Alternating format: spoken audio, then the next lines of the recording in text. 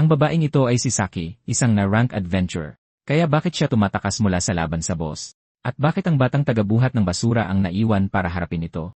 Ang parehong bata na isang linggo lang ang nakalipas ay hindi man lang makahawak ng espada ng tama. Kita mo, ang walang kwentang talunan noon ay si Yuki. Ang buong trabaho ni Tol sa kanyang squad ay magbuhat ng mga bag, healing potions, merienda, ang literal na basurahan.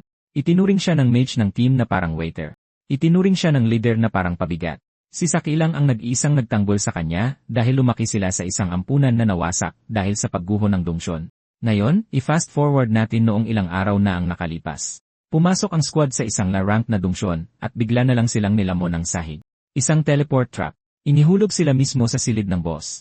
Isang matandang lalaki na mukhang mayordomo ang lumitaw mula sa isang lawa ng dugo at tiniklop ang buong la-rank squad na parang labada. Tapos lumabas ang totoong boss, isang vampira at ang hari ng mga demonyo ng dungsyon. Lumuhod ang bawat halimaw sa silid.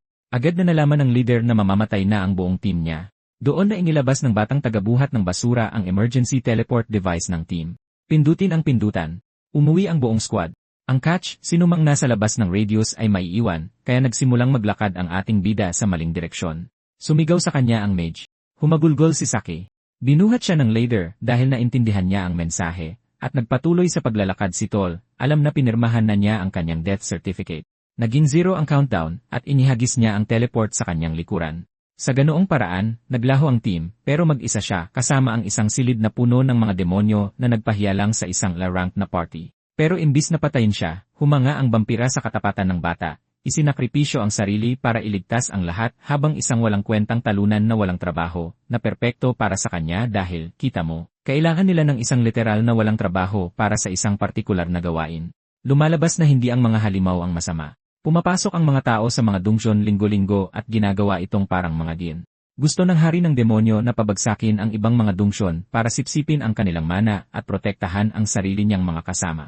Pero para magawa iyon, kailangan niya ng isang kasusyong tao na kayang magsumon sa kanya sa mundo. Ang kailangan ay walang kaakibat na trabaho at isang taong mukhang tapat.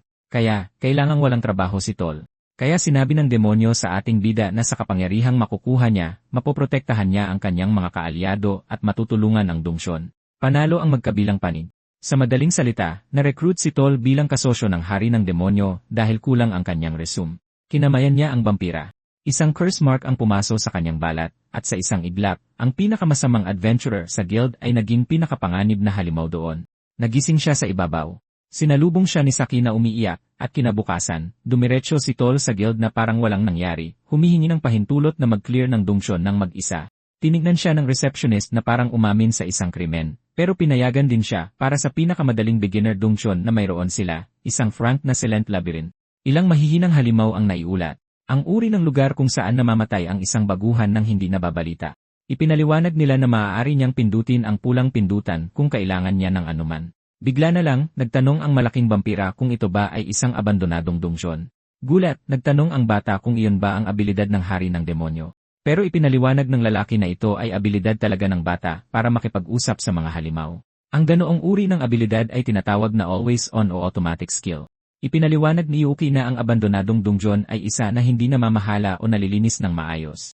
Ang isang dungsyon na may maraming yaman ay dinadayo ng maraming adventurer na gustong kumita, kaya napapanatili itong nasa mabuting kalagayan. Habang nanonood mula sa malayo, nagkomento ang vampira na ang mga halimaw sa dungsyon na ito ay payapang dumarami. Iniisip niya na guguho rin ang dungsyon sa huli dahil hindi nito kayang suportahan ang ganoon karaming halimaw. Iyon ang dapat mangyari pero napansin ng bida na walang kahit anong halimaw doon. Napagtanto niya na seryosong kakaiba yon kahit para sa isang mahinang dungsyon. Pagkatapos, nagsimulang yumanig ng malakas ang buong lugar. Isang peres ng mga adventurer ang dumating na tumatakbo, sumisigaw na lumitaw na ang boss ng dungsyon. Natakot, nagtanong si Yuki kung ano itong higanting slime na papalapit sa kanya. Ipinaliwanag ng hari ng demonyo na ang ilang halimaw sa dungsyon na ito ay naglalamunan na. Pagkatapos ay nakita ng bida ang isang labasan at itinuro ito. Nagsimulang tumakbo ang tatlo mula sa halimaw. Sa sandaling iyon, nahablot ng slime ang babae at kinalagkad palayo. Desperado, nagtanong ang bida sa demonyo kung may magagawa ba siya kung isumon siya, pero ang sagot ay hindi. Nang makitang nanghihina na ang babae, kumilos ang bida at sinugod ang halimaw. Itinapon niya ang sarili mismo sa malagkit na slime. Nang makita yon, nagsimulang humalakhak ng malakas ang vampira. Sabi niya, gagawin ng bata ang lahat para mailigtas siya. Habang buhat ang babae, isinsumo ni Yuki ang hari ng demonyo. Lumitaw ang malaking vampira at sinabing maaaring gamitin siya ng kanyang amo sa anumang paraan na gusto niya. Sugatan, nagsimulang umubo ng parang strawberry juice ang binata at pakiramdam niya'y nasusunog ang kanyang kalooban. Doon na ibinigay ng demonyo sa bida ang kanyang kapangyarihan. Ginamit ng bata ang ataking Chaotic Wolf Down at pinakawalan ito sa halimaw na tuluyang sumira dito. Natigilan, napagtanto ng bida na hindi iyon isang atake. Ito ay mas parang isang ganap na sakuna. Matapos matalo ang halimaw, napansin ng isa sa mga adventurer na sugatan ang bata at sinabing kailangan nilang ilabas siya agad doon. Sinubukan pang makipagtalo ni Yuki na ayos lang siya, pero nawalan siya ng malay at bumagsak sa lupa. Lumipas ang ilang araw pagkatapos ng insidente sa donjon. Nakakuha ang bata ng isang card na nagpapakitang na-promote na siya sa rank A. Naalala niya na iniligtas siya ng 2 iyon. Sila pa ang nag-file ng kanyang report at nagbuhat sa kanya palabas ng donjon. Hawak ang isang baso ng alak, nagtanong ang vampira kung bakit mukhang malungkot ang bata at sinabing dapat itong ipagdiwang. Pero hindi sumang-ayon ang bida, sinasabing ang ginawa lang niya ay isumon siya. Hindi sumang-ayon ang demonyo at sinabing iyon lang ang kaya ng bata. Sabi niya, sa sandaling iyon, tumanggi ang bata na iwanan ang babaeng iyon at iniligtas siya ng walang pag-aalinlangan. Inaalok siya ng alak, sinabi ng vampira na gusto niya ang lakas na iyon sa kanya, pero sinabi rin niyang problema kung palaging isang hakbang na lang mula sa kamatayan ang bata. At sa susunod ay dapat iba na lang ang isumon niya. Ang taong iyon ay si Elvina, isang undead mula sa lahi ng mga lingkod. Kinakabahan, ipinakilala ng binata ang kanyang sarili at sinabing ikinagagalak niyang makilala ito. Kaya sinabi ng babae na kaakit-akit ang batang amo, pero parang sobra naman ang love at first sight. Sa isang malamig ngunit kaakit-akit na tingin, sinabi niyang walang tibok ng puso dahil isa siyang undead. Gulat, nagtanong ang bata kung normal ba yon at sinabi ng vampira na. Pero ipinaliwanag ni Alvina na isa lang itong undead joke at sinabing ang layunin niya ay maging isang abot-kayang katulong. Binanggit niya na kailangang mag-level up ng bata kung gusto niyang labanan ang pagsumon sa kanya ng kanyang Panginoon. Ilang sandali, ipinakita ng zombie sa binata kung gaano siya kalakas at humanga siya. Nagawa niyang i-clear ang isang rank na dungeon na tinatawag na Nest of the Blazing Ones. Habang pinapanood ang kanyang kilos, naalala ng bida ang mga bata mula sa ampunan na nagpapasaya sa kanya. Pero napansin niya na hindi tumitigil sa pagtaas ang kanyang mga level at nagtanong kung may magagawa ba siya tungkol dito. Nang marinig iyon, nalito ang katulong dahil nagrereklamo siya sa pag-level up at nagtanong kung isa ba itong uri ng biro ng mga nabubuhay. Ilang minuto ang lumipas, nagtanong ang bida kung maaari ba niyang panatilihin ang kanyang summon ng mas matagal kumpara sa hari ng demonyo. Ipinaliwanag ng zombie na napakalaki ng mana na kailangan para isummon siya. Sa kabilang banda, sinabi niyang isa siyang murang kasambahay at maaaring isumon gamit ang mana ng binata. Nakangiti, sinabi ng bida na malaking tulong siya na siyang nagpahiya sa kanya. Doon napagtanto ni Yuki na hindi lang ito tungkol sa purong lakas. Kailangan din na matipid sa mana ang mga summon. Hindi nagtagal, nakarating sila sa boss room at sinabi ng binata na mukhang nakakatakot ang lugar. Pero sumuntok ng malakas ang maid at diretsong sinira ang buong tarangkahan. Pagkatapos noon, sinabi niya na dapat laging kumatok bago pumasok sa isang kwarto. Nang makita ang babae, naghanda ang knight na lumaban. Sumusugod, sinabi ng maid sa kalaban niya na maging isang alay. Mula sa malayo, napansin ng bida na ang apoy sa espada ng knight ay ibang-iba sa lahat ng nakita niya. Nag-aalala, sinimulan niyang tawagin si Elvina, pero kumilos ang kasama niya at nasugatan ang mukha nito. Kaya umatras siya na nagtataka. Tinanong ng zombie ang Young Master kung kailan niya napagtanto na ang apoy ay ang banal na elemento. Sinabi ni Yuki na naisip lang niya na iba ang hitsura ng apoy kumpara sa mga nakita nila sa dungeon hanggang sa puntong iyon. Sinabi rin niya na parang ilaw ni Saki, at doon ipinaliwanag ni Elvina na ang mga ganoong bagay ay natural na kalaban ng isang undead. Sabi niya, ang ganoong bagay ay nagpapabilis ng tibok ng puso niya, at sinabihan lang siya ng bida na tigilan na ang pagbibiro. Bigla, ginamit ng knight ang isang atake na tinatawag na Sanctuary of the Ring of Fire, na ikinulong silang dalawa sa apoy. Sinabi ng maid na isa pa rin siyang dungeon boss, at mukhang hindi niya sila hahayaang makatakas. Pinag-isipan ng bida na isumon ang vampira, pero ipinaliwanag ng babae na isa lang ang maaari niyang panatilihing aktibong summon. Kaya sinabi ng bida na kailangan nilang harapin ito. Sabi ni Elvina, kahanga-hanga ang Young Master sa pagnanais na labanan ang isang halimaw kahit na isa siyang tamer. Sinabi ng binata na halata naman yon dahil partner niya ito. Dahil doon, nagseryoso ang maid at sinabi sa kanyang master na magkasama silang lalaban. Sinabi ni Yuki na oras na para makita kung ano ang nagawa ng lahat ng pag-level up na yon para sa kanilang dalawa. Sinimulan niyang tingnan ang sistema para sa kanyang bagong skill, yung dapat nakuha niya pagkatapos mag-level up. Ito ay tinatawag na Evil Eye, at sa pamamagitan nito, makikita niya ang stats at abilidad ng isang halimaw. Sa sandaling iyon, napagtanto ng binata na atake na ang boss.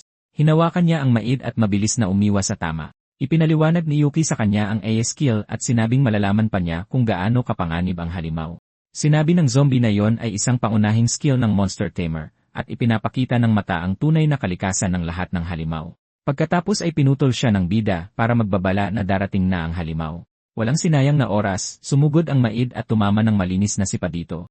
Sa isang kaakit-akit na paraan, sinabi niya na kaya niyang mag-focus ng husto sa pag-atake anuman ang mangyari, ngunit napagtanto nila na walang pinsala ang tama. Gamit ang kanyang mata, nakita ng bida na ang knight ay isang fire-type na halimaw. Ipinaliwanag niya na may maliit na halimaw na apoy na gumagalaw sa loob ng baluti, at ang knight ay isang pambalot lang. Pagkatapos ay sinabi ng babae na napagdesisyonan na ang estratehiya at sinabihan ang kanyang master na huwag magambala. Sa sandaling iyon, nakita ng bida ang paggalaw ng kalaban at sinabihan ang maid na tumalon sa kanan. Patuloy siyang sumisigaw ng mga tagubilin para maiwasan ng kanyang partner ang mga atake. Sa ganoong paraan, nagawa niyang makatama ng suntok sa mismong helmet ng knight. Sinubukan ng halimaw na gumanti, ngunit nagawang umatras ng zombie. Sabi ni Elvina, ito ang unang beses na nag-react ito na parang naramdaman talaga ang tama, pero ipinaliwanag ng binata na umiwas ang knight. Sinubukan ni Yuki na magbigay ng isa pang utos, ngunit dumiretso sa kanya ang kalaban. Sa huling segundo, iniligtas siya ng kanyang maid mula sa isang malupit na tama. Habang karga ang binata, sinabihan siya ng babae na gamitin ang kanyang skill. Ang skill niya ay tinatawag na Owner of the Entire Jungle. Ipinaliwanag niya na maaaring gamitin ng bida ang mga abilidad ng mga halimaw na nakakontrata sa kanya. Sinasabi nila na ang skill na ito ay nagpapalakas ng kanyang stats sa maikling panahon. Matatamaan ng bida ang halimaw nang hindi ito makakaiwas, pero isang beses lang niya ito magagamit, kaya mapanganib. Determinado, sinabi niya na kailangan nilang tapusin ito sa susunod na atake. Bigla, nagsimulang magkombo ang halimaw ng mga atake ng espada, at mabilis na umiwas ang zombie, ngunit natamaan ang bida. Nakahiga sa lupa, sinabi niya sa maid na huwag mag-alala at patuloy na sundin ang mga tagubilin. Sa ganoong paraan, nakapunta siya sa likod ng knight. Doon ginamit ng binata ang kanyang skill. Sa isang malakas na sipa, pinatalsik ng babae ang boss na tumama sa pader. Hinal, ipinagdiwang ng bida na nagawa nila ito. Sabi ni Alvina, malaki ang bawas sa kanya ng skill na yon, kaya mauuna na siyang umalis at ginawa nga niya. Sinabihan ng binata ang maid na maghintay dahil hindi niya maigalaw ang kanyang mga binti, ngunit hindi siya pinansin nito. Kalaunan, nakipagkita ang bida sa vampira at sinabing halos hindi siya nakabalik. Sinabi ng lalaki na mabuti, buhay pa ang bata. Nag-iba ng usapan, tinanong ng bida kung nasaan si Alvina. Sinabi ng Demon King na naroon lang siya. Nang lumapit si Yuki, natagpuan niya ang zombie na nakahiga sa isang tumpok ng mga bulaklak. Ipinaliwanag ng vampira na ganoon sila magbigay-pugay sa mga patay at tinanong kung malaki ang pagkakaiba nito sa mga kaugalian ng tao. Nalilito, tinanong ng binata kung bakit nangyayari ang lahat ng ito.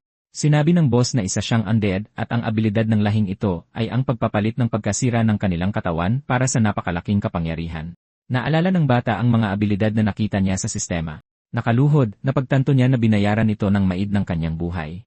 Desperado, sumigaw ang bida na hindi niya kailanman hiniling sa kanya na gawin yon. Gusto niya lang talunin ang kalaban. Sinabi ng lalaki na gusto ng binata na protektahan ang dungeon na ito mula sa mga tao. Naiinis, sinabi niya na ginawa lang ng babae kung ano ang pinakamabuti para sa layuning iyon at responsibilidad niya iyon bilang Demon King. Pero hindi sumang-ayon ang bida at sinabing kasalanan niya ito. Dapat ay pinag-isipan niya itong mabuti sa halip na sumang-ayon lang kay Elvina at sa plano niya. Iniisip ang mga bata sa ampunan, napagtanto ni Yuki na dapat ay lumaban siya hanggang sa huli. Umiiyak, sinabi niya na nangyari na naman ang lahat dahil masyado siyang mahina. Sumingit ang lalaki, sinabing iyon mismo ang dahilan kung bakit niya ito papalalakasin para masumon siya. Pagkatapos ay sinabi ng bida na dapat mayroong skill para maibalik si Elvina dahil isa siyang monster tamer. Sinabi ng vampira na wala at ipinaliwanag na ang papel ng isang tamer ay gamitin ang mga halimaw at dahil doon, hindi na sila bumabalik. Gumuho ang mundo ng binata nang marinig iyon. Sakto, may dumating at sinabihan ang lalaki na huwag maging malupit. Nang makita kung sino ito, sinabi ng vampira na nakarating na sila sa isang konklusyon tungkol dito. Sinabi ng babae na hindi kasama ang batang ito sa usapang iyon. Sa sandaling iyon, ginamit ng bida ang kanyang evil eye para suriin siya. Ang pangalan niya ay May. Isa siyang maid na may holy attribute at resurrection skill. Nang makita yon, nabigla ang binata. Na may nakakatakot na ngiti, tinanong niya kung interesado ba siya sa paraan ng resurrection. Tulala pa rin, tinanong ng bida kung talaga bang maibabalik niya ito gamit ang skill na yon. Napagtanto ni May na nakikita ng binata ang kanyang abilidad, kaya hindi na niya kailangan pang ipaliwanag ito. Pero sinabi ng binata na nakikita lang niya kung ano ang ginagawa ng skill. Laging may mga kondisyon. Sinabi ng vampira na sa ngayon lang ito magagawa ng binata at sinabihan ang maid na ipaliwanag ang lahat. Kaya nagpakilala ang babae bilang si May, ang head maid. Sinabi niya na siya ang namamahala sa pag-aalaga sa lahat sa dungeon at sa pag-asikaso ng mga backup resurrection. Idinagdag niya na pumupunta ang mga tao para pumatay ng mga halimaw, at ang trabaho niya ay maging safety net kapag nagkaproblema. Ipinaliwanag niya na ang skill ay may mga kondisyon, tulad ng malaking halaga ng mana, na dahilan para hindi ito gaanong epektibo. Pagkatapos ay nagbigay ng halimbawa ang maid. Isang binata ang namatay at binuhay muli. Sa kasong iyon, kakailanganin ng babae ang halos kasing daming mana na kailangan para buuin ang isang buong palapag ng dungeon na ito. Kaya ipinaliwanag niya na ang pagbuhay kay Alvina ay mas malaki ang magagastos, at dahil doon, liliit ang dungeon. Tinanong ng bida kung gagawin ba nitong mas madaling atakihin at sakupin ang dungeon, at sinabi ng maid na, ang pangalawang kondisyon ay hindi mo maaaring buhayin muli ang isang tao kung tuluyan nang naubos ang mana niya. Sabi ni may natitira pang kaunting mana si Alvina, pero mawawala ito sa loob ng 10 araw, kaya kailangan nilang kumuha ng mas marami mula sa ibang lugar. Pagkatapos, sinabi ng babae na yon ang dahilan kung bakit nila gustong hilingin sa binata na i-clear ang isang napakalaking dungeon. Nagulat, sinabi ni Yuki na magagamit nila ang resurrection skill ng walang limitasyon kung magnanakaw sila ng mana mula sa ibang dungeons. Sabi ng vampira, isa yon sa mga layunin, pero ang mga dungeon na hinarap nila sa ngayon ay hindi pa sapat. Sa puntong iyon, tinanong ng bida kung gaano karaming mana ang kailangan nila. Pero sabi ng maid ay hindi niya masyadong alam ang tungkol sa mga ranggo ng tao. Gayunpaman, sinabi niya na nagalit ang lahat noong iminungkahi niyang i-clear nila ang isang napakalaking dungeon. Habang nakayuko, ipinaliwanag ng Demon King na ayaw nilang ilagay sa alanganin ang pinakaimportanteng tao dahil kay Elvina.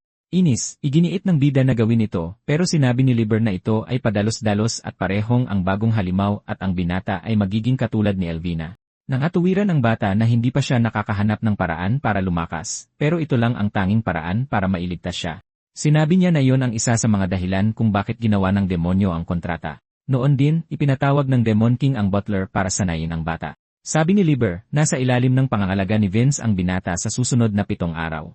Pagkatapos, sinimulan ng bida na sundan ang butler. Hiniling ng vampira kay may nasundan sila dahil tutol na tutol ang matanda sa paggamit ng mga tao.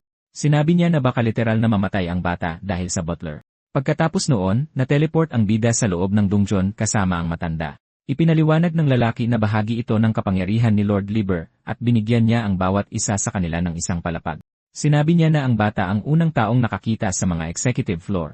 Tapos, tinanong ng bida kung tutulungan siya ng matanda na mag-level up at kung ano-ano pa.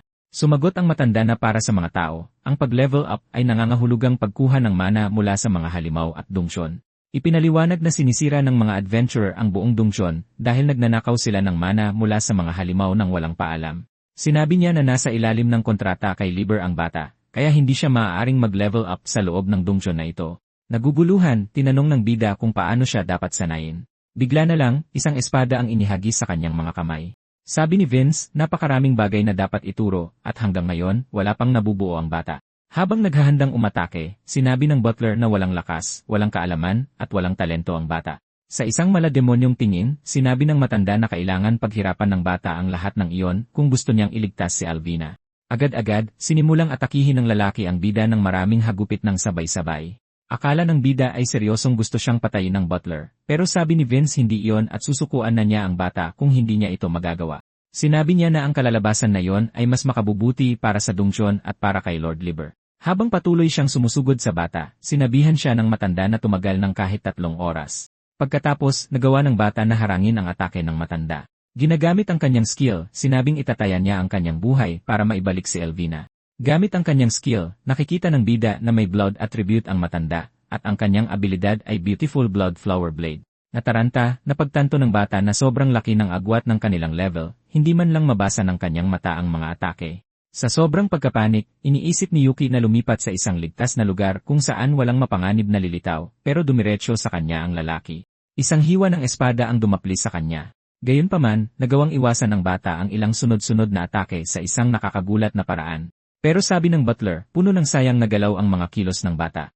Sa isang iglap, lumapit siya at sinabing iyon ang dahilan kung bakit madali niyang napipigilan ang anumang kontra-atake. Ipinaliwanag din niya na masyadong mabagal ang mga desisyon ng bata, at matagal siyang mag-isip ng susunod niyang galaw. Pagkatapos ay sumugod muli ang matanda para sa isa pang atake, ngunit umiwas ang bida. Sinubukan ng bata ang isang direktang atake, ngunit umiwas din ang kanyang kalaban. Pagkatapos, sinabi ng matanda na walang saysay ang pagmamadali dahil pareho pa rin ang resulta. Kaya nagpakawala siya ng isang direktang atake gamit ang kanyang espada. pero napansin niyang naharang ito ng bata, at sinabi niyang medyo gumaling na ang mga galaw ng bata. Kaya ipinaliwanag ng bida na pinanood niya kung paano gumalaw ang talim ng kalaban at natutunan ang pinakamabisang paraan para harangin ito. Determinado, sinabi ni Yuki na hindi lang ito tungkol sa stats. Hinahayaan siya ng matang ito na kopyahin kung paano igalaw ng isang halimaw ang katawan nito. Sabi ng lalaki, naintindihan niya ang ibig sabihin ng bata, pero sinabing hindi pa rin ito sapat. Habang umaatake, ipinaliwanag niya na magkaiba ang kanilang katawan, kaya magkaiba rin ang kanilang mga kasanayan sa espada. Kinakabahan, napagtanto ng bida na nagpipigil lang pala ang kanyang kalaban sa buong oras na iyon. Pagkatapos, nagpakawala ang lalaki ng isang mabigat at malakas na atake, sinasabing ginagawa na niya ito sa loob ng maraming taon. Nag-aalala, napansin ng bida na nanghihina na ang kanyang mga braso at binti, at dumarami ang mga babala ng panganib. Bukod pa roon, nakita niyang hindi gumamit ng kahit anong mana ang huling atake.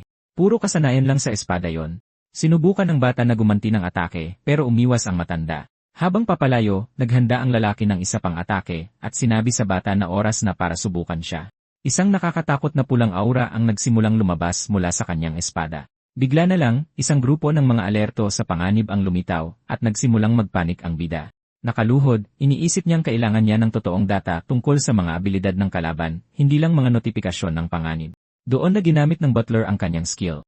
Nang na-activate ito, sinubukan ng bata na hulaan ang atake at depensahan, pero hindi ito gumana, at nauwi siyang wasak sa sahig. Maya-maya, nagising siya. Nakaupo sa isang armchair, sinabi ng butler na sa wakas ay nagising na ang bata. Pagkatapos ay sinabihan siyang sundan siya. Naguguluhan ang bata dahil sigurado siyang sinalo niya ng buo ang skill na yon, kaya nakapagtataka na hindi siya nasaktan. Ipinaliwanag ng lalaki na pinagaling siya ni Mai, at hindi ito nangailangan ng maraming mana dahil buhay pa siya. Sa kanyang isipan, naaalala ng matanda kung paano sinubukan ng bata na nakawin ang kanyang teknike sa huling sandali. Ang pag-isip tungkol dito ay nagpangiti sa kanya dahil pumukaw ito sa kanyang interes sa bata. Habang naglalakad sa mansyon, sinabi ni Vince na magpapatuloy na sila sa tamang pagsasanay. Pumasok siya sa isang silid, nagpakita ng isang grupo ng mga halimaw, at sinabing haharapin silang lahat ng bata. Sinabihan niya ang bata na tratuhin sila ng maingat.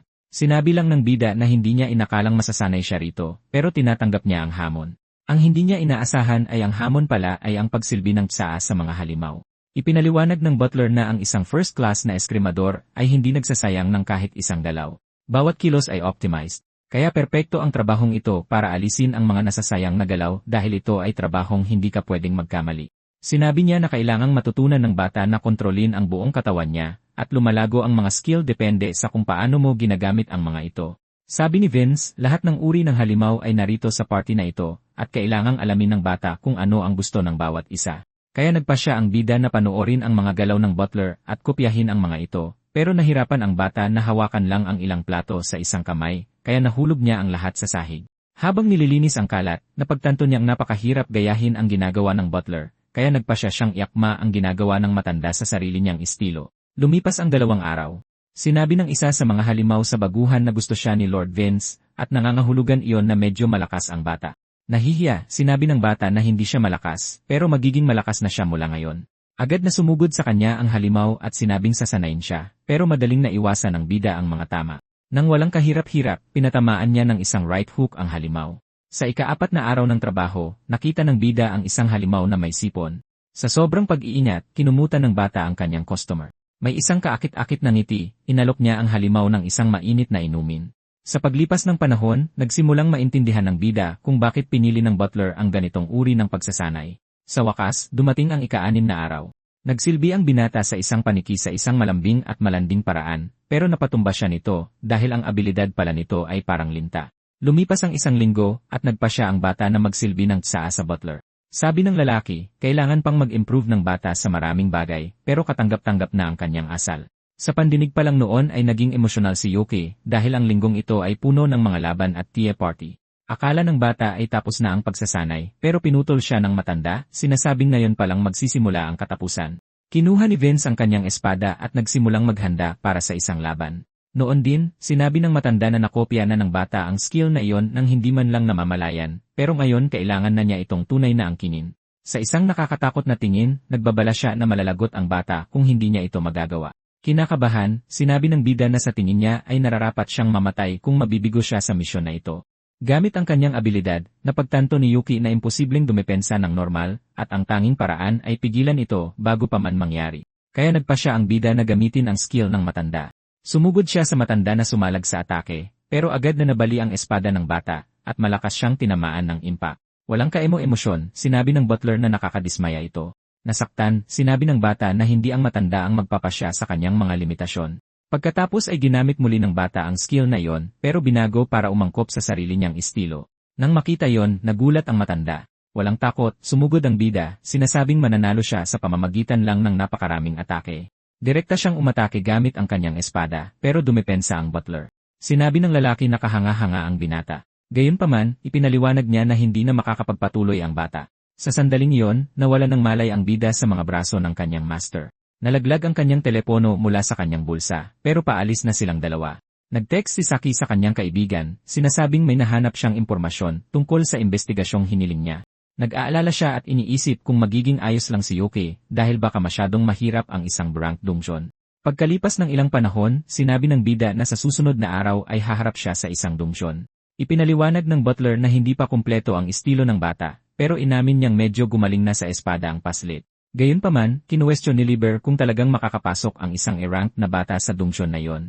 Sumagot si Yuki na sasama lang siya sa grupo ng investigasyon. Pagkatapos ay tinanong ng lalaki ang tungkol sa kontratang pipirmahan ng bata.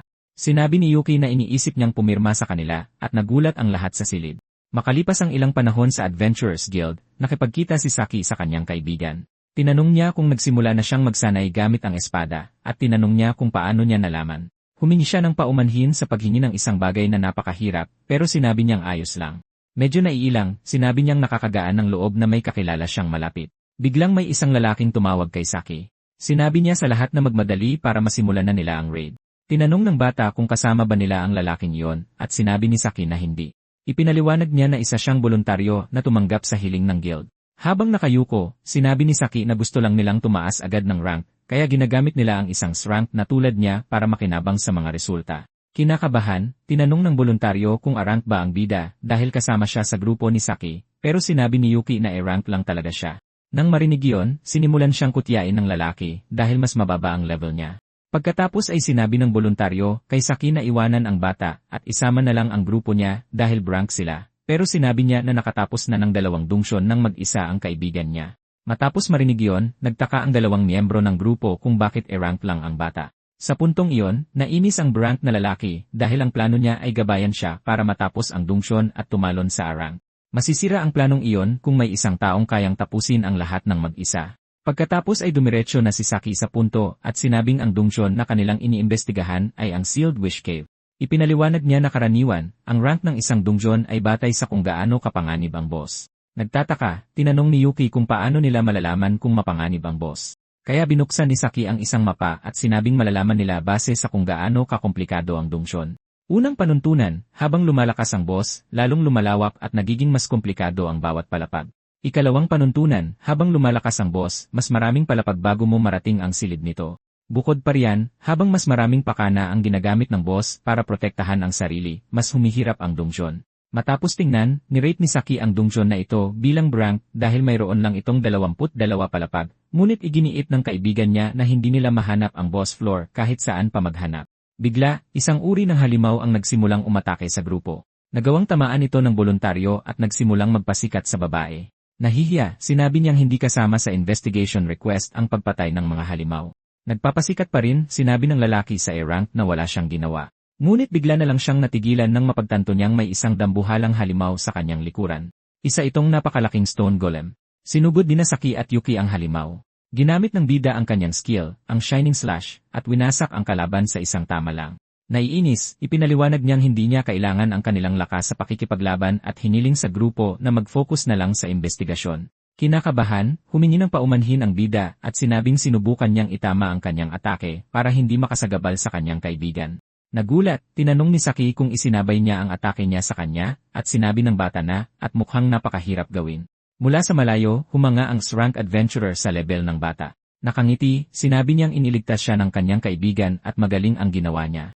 Pagkatapos ay sinabihan niya sila na ipaubaya na sa kanya ang laban at hiniling sa bata na mag-focus lang sa investigasyon. Nang makita iyon, nainis ang voluntaryo, at nagplanong hanapin ang boss room ng mag-isa para patunayan ang kanyang halaga. Ngunit lumipas ang 10 oras, at hanggang ngayon, wala silang nakitang anumang bakas ng sinasabing silid na ito. Tiningnan ng leader ang mapa at sinabing nasuri na ng grupo ang lahat ng lugar, kahit na ang mga tagong bahagi. Pagkatapos ay nagtanong ang bida tungkol sa isang pader. Sumagot ang voluntaryo na hindi alam ng bata ang kanyang sinasabi. Ipinaliwanag niya na ang isang dungsyon ay isang hiwalay na espasyo na gawa sa mana at hindi ito isang natural na kuweba. Naiinis, lumapit ang lalaki at sinipa ang pader.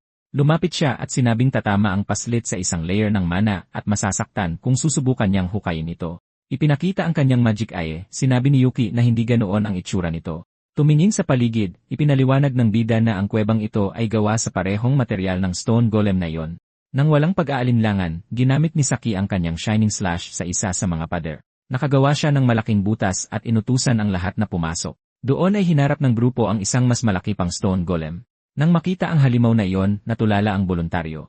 Ipinaliwanag ng leader na hindi sila nasa loob ng isang normal na dungsyon. Ang buong grupo ay nasa loob ng isang golem na ginawang kamukha ng isang dungsyon. Sinabi niya na ginawa ito para itago ang tunay nitong rank. Tinanong ni Yuki kung ibig sabihin ba nito ay ito na ang tunay na unang palapag. Kung ganoon, napakalaki ng dungsyon na ito.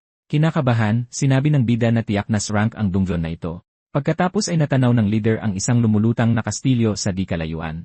Bukod pa riyan, sa tingin niya ay marahil naka-shutdown na ang golem para maiwasan ang pag-aaksaya ng mana dahil nabigo ito sa kanyang misyon.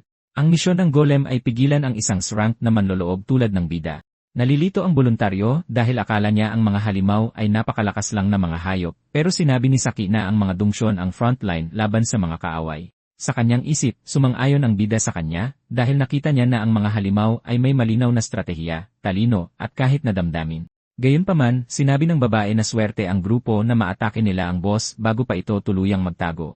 Desidido, sinabi niyang tapos na ang investigasyon at ngayon ay magsisimula na ang paglilinis. Itinuro niya ang portal at sinabihan ang natitirang miyembro ng grupo na bumalik na at mag-report sa guild, pero gumawa siya ng exception para sa bida at tinanong kung mananatili rin ba siya. Nagulat, tinanong ng bata kung bakit, at sinabi ni Saki na kailangan niya ng isang taong makakapagdala ng impormasyon tungkol sa boss pabalik kung kinakailangan.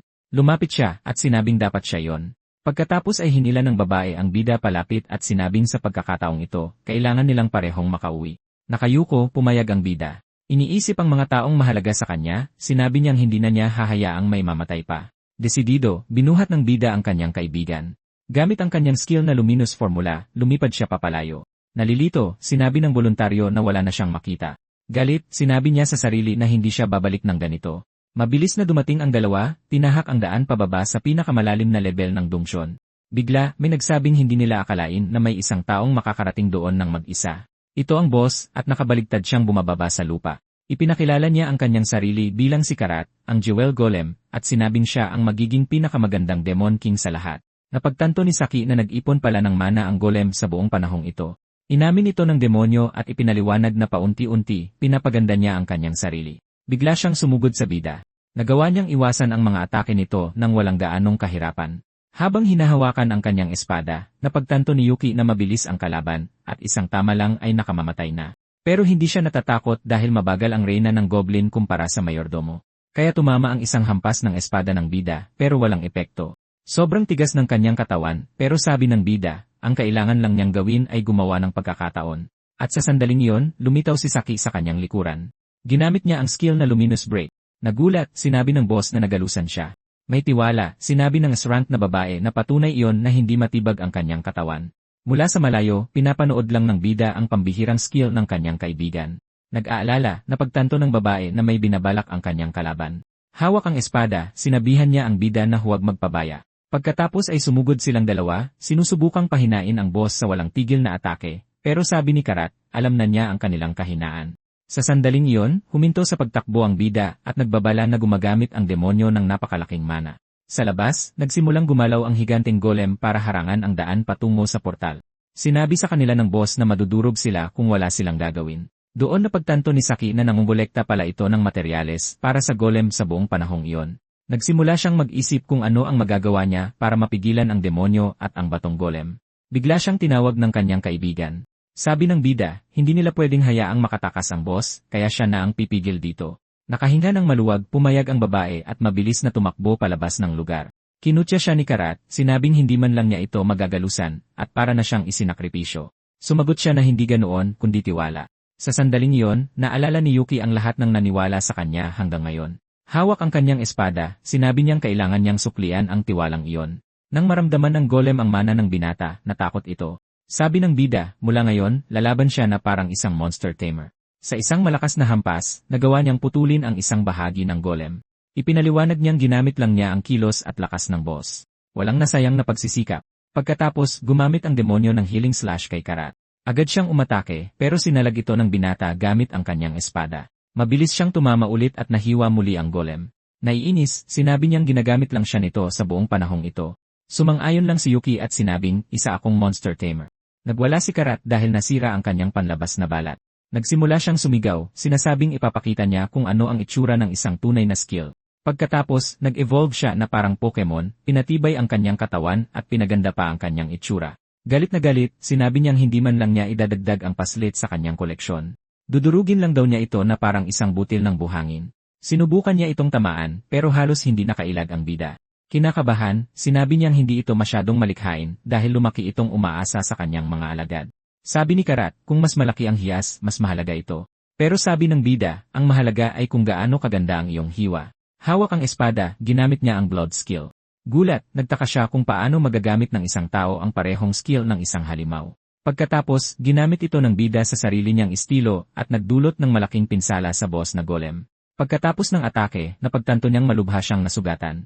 Nasa sahig, sinabi ng babae na hindi siya makapaniwalang kailangan niyang itapon ang halos buong katawan niya dahil sa nakakatakot na skill na yon.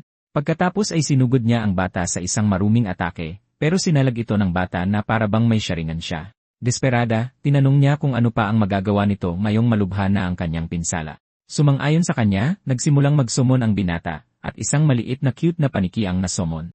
Kanina, ipinaliwanag na gagamitin muli ng binata ang dugong inimbak niya sa paniki.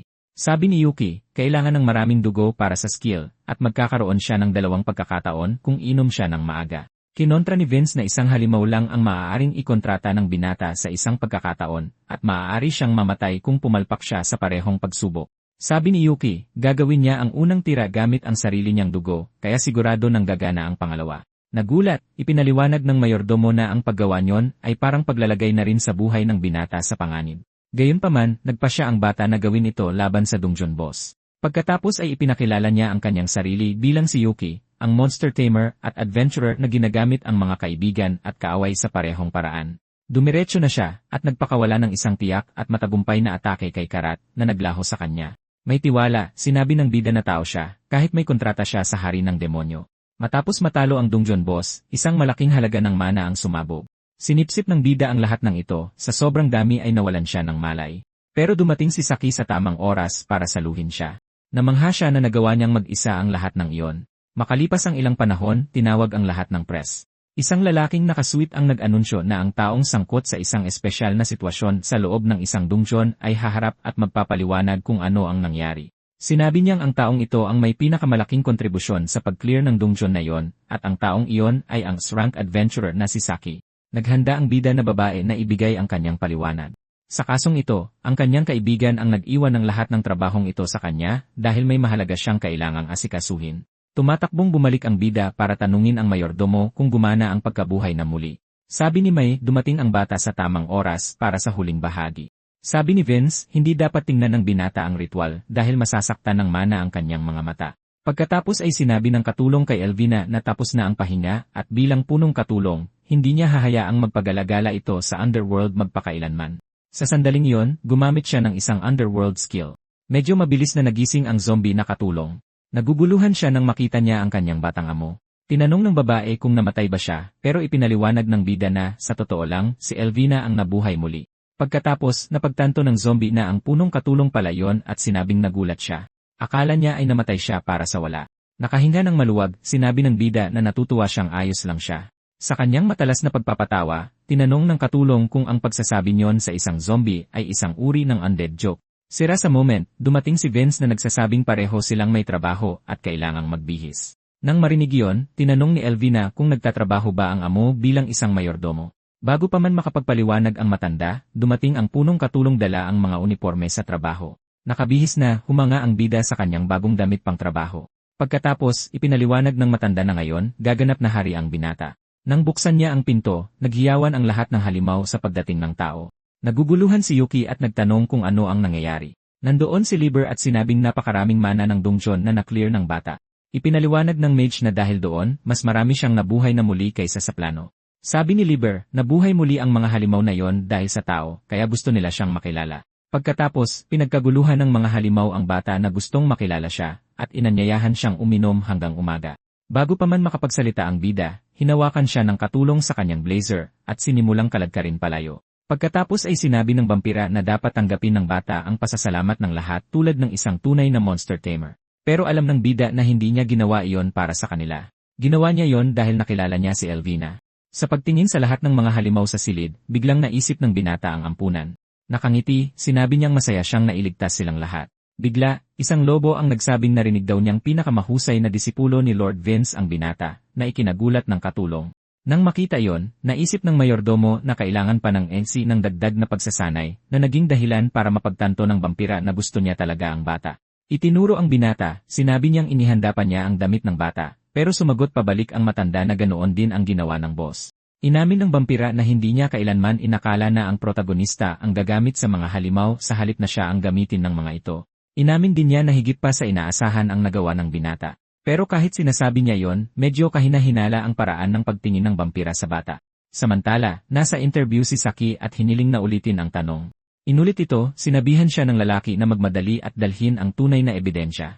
Sinabi niyang siguradong nagtatago siya ng isang napakalakas na halimaw at inaangkin niyang kukunin niya ito.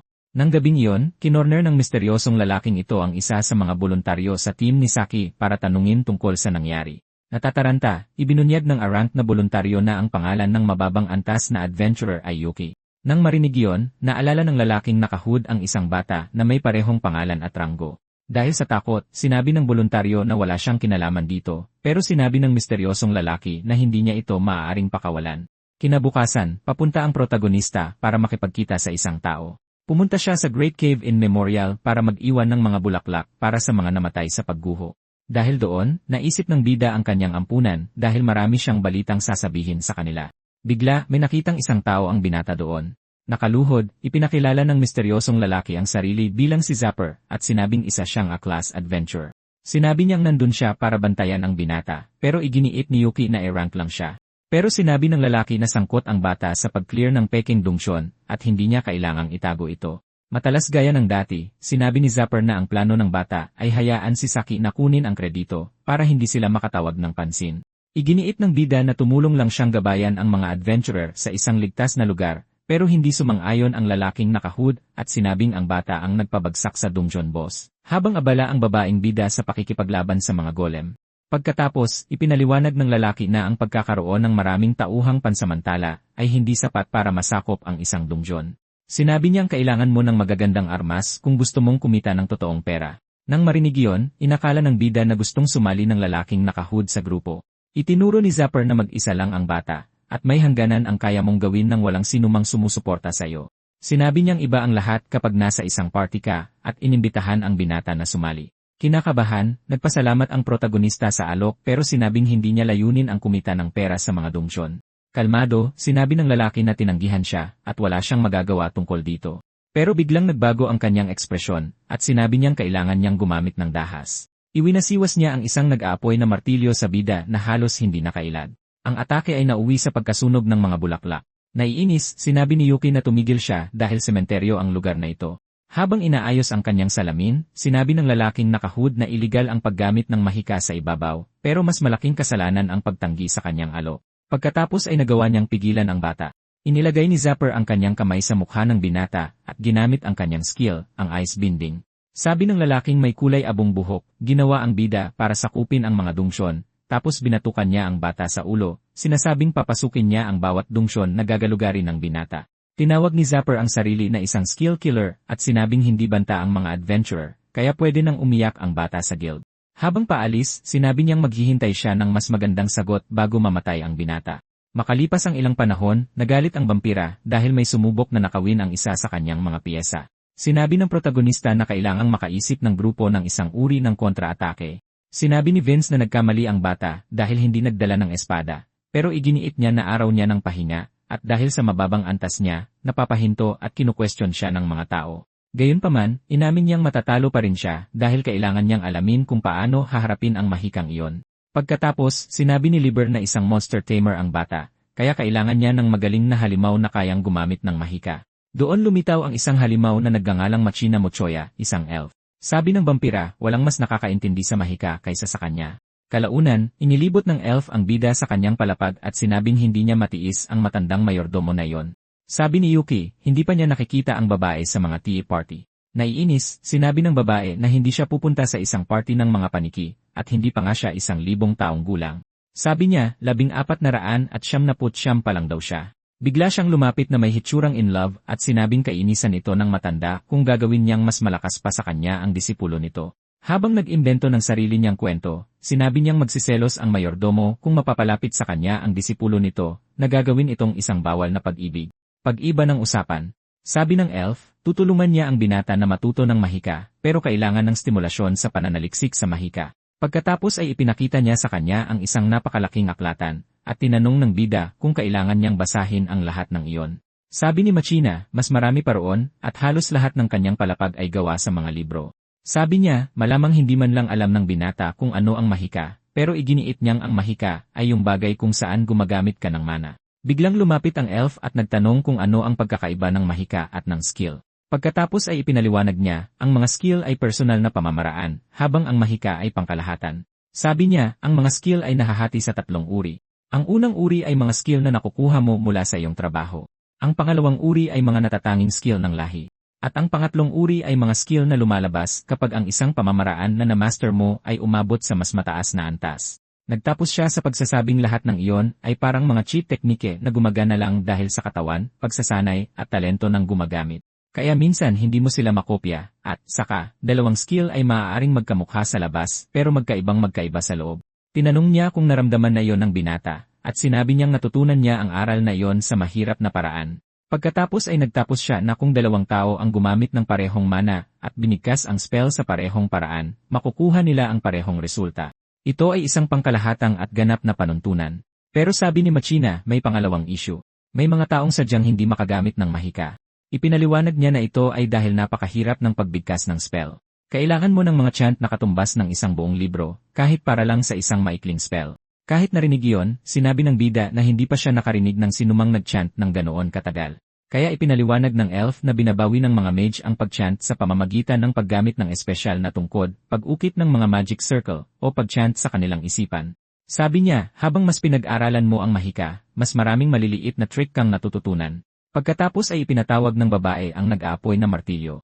Ipinaliwanag ni Machina na ito ay isang cast na walang chant, at magagamit ito ng binata sa pamamagitan ng pagpapanatili ng imahe sa kanyang isipan at pagsasabi ng trigger phrase. Ito ay isang pangunahing skill, pero maaari itong magbago depende sa kung gaano mo kahusay na intindihan ang orihinal na chant.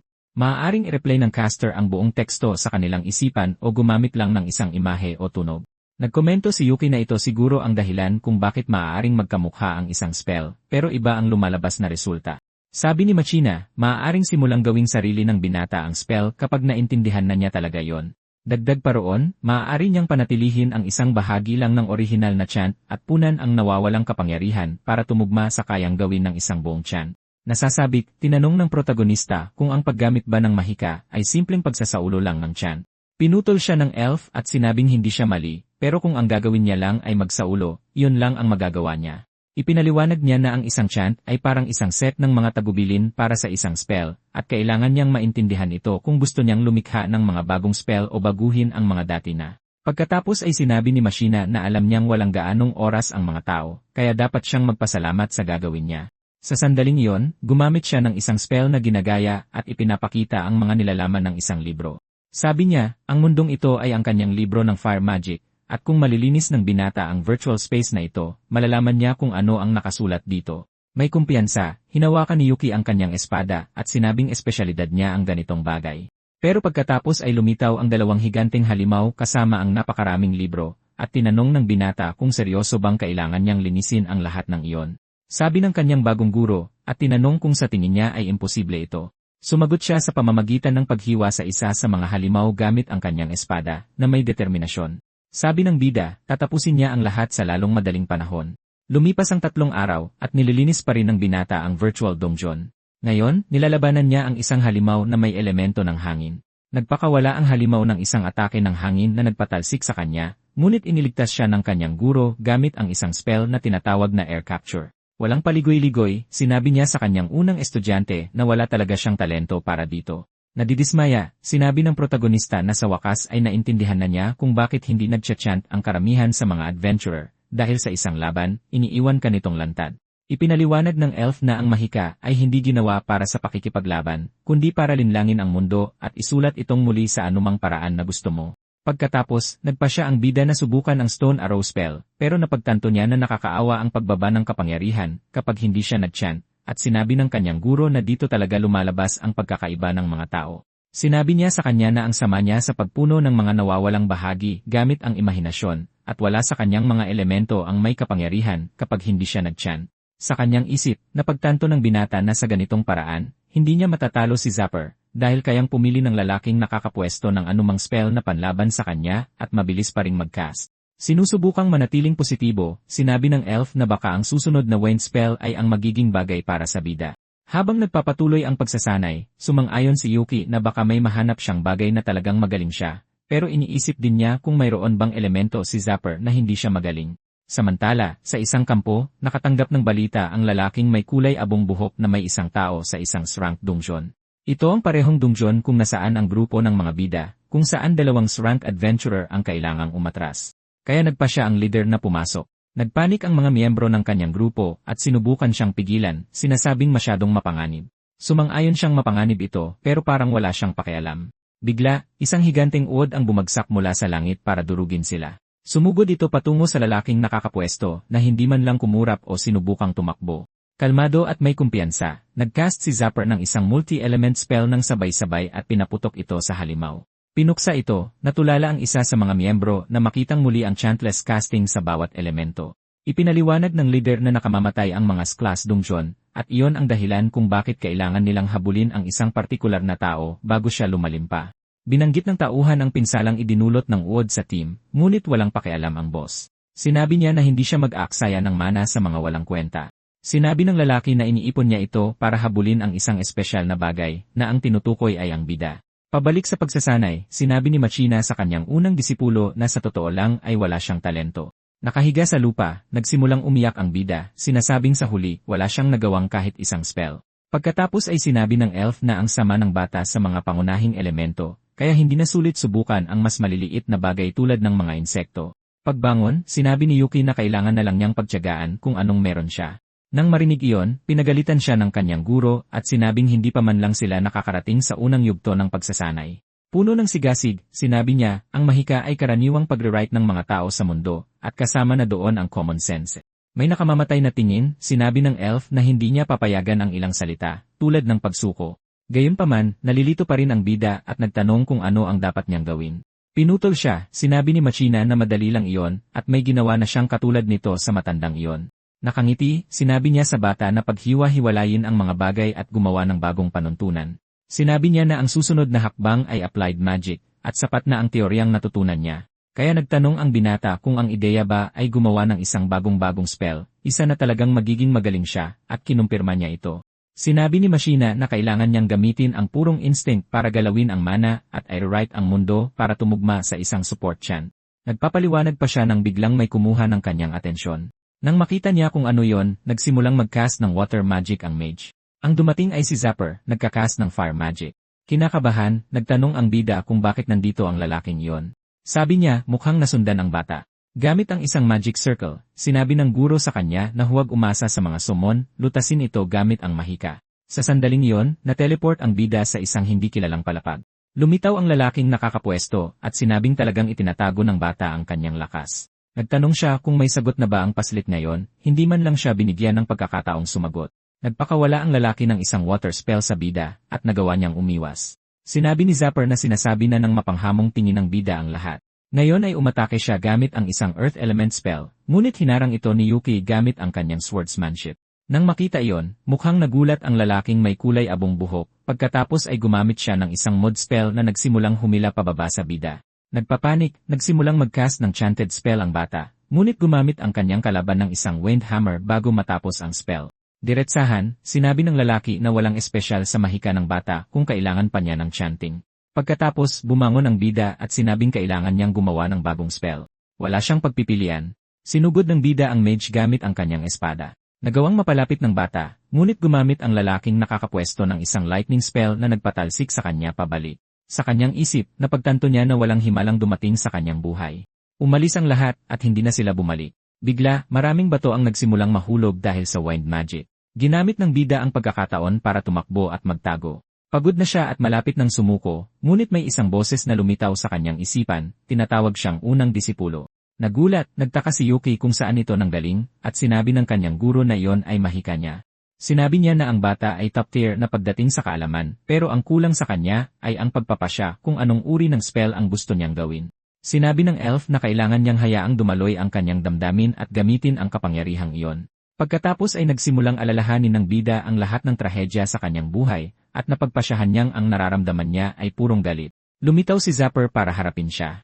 Dumiretso na sa punto, naghagis ang lalaking nakakapwesto ng isang flame spell sa kanya, ngunit nakita niyang wala itong epekto. Nang makita yon, sinabi ng elf na magandang spell ito. Ito ay isang uri ng lilang magic shield. May ekspresyon ng pagkamuhi, ipinahayag ng bida na ang kanyang mahika ay isang spell na ipinanganak mula sa kanyang galit, isang spell na tumatanggi sa mismong mahika.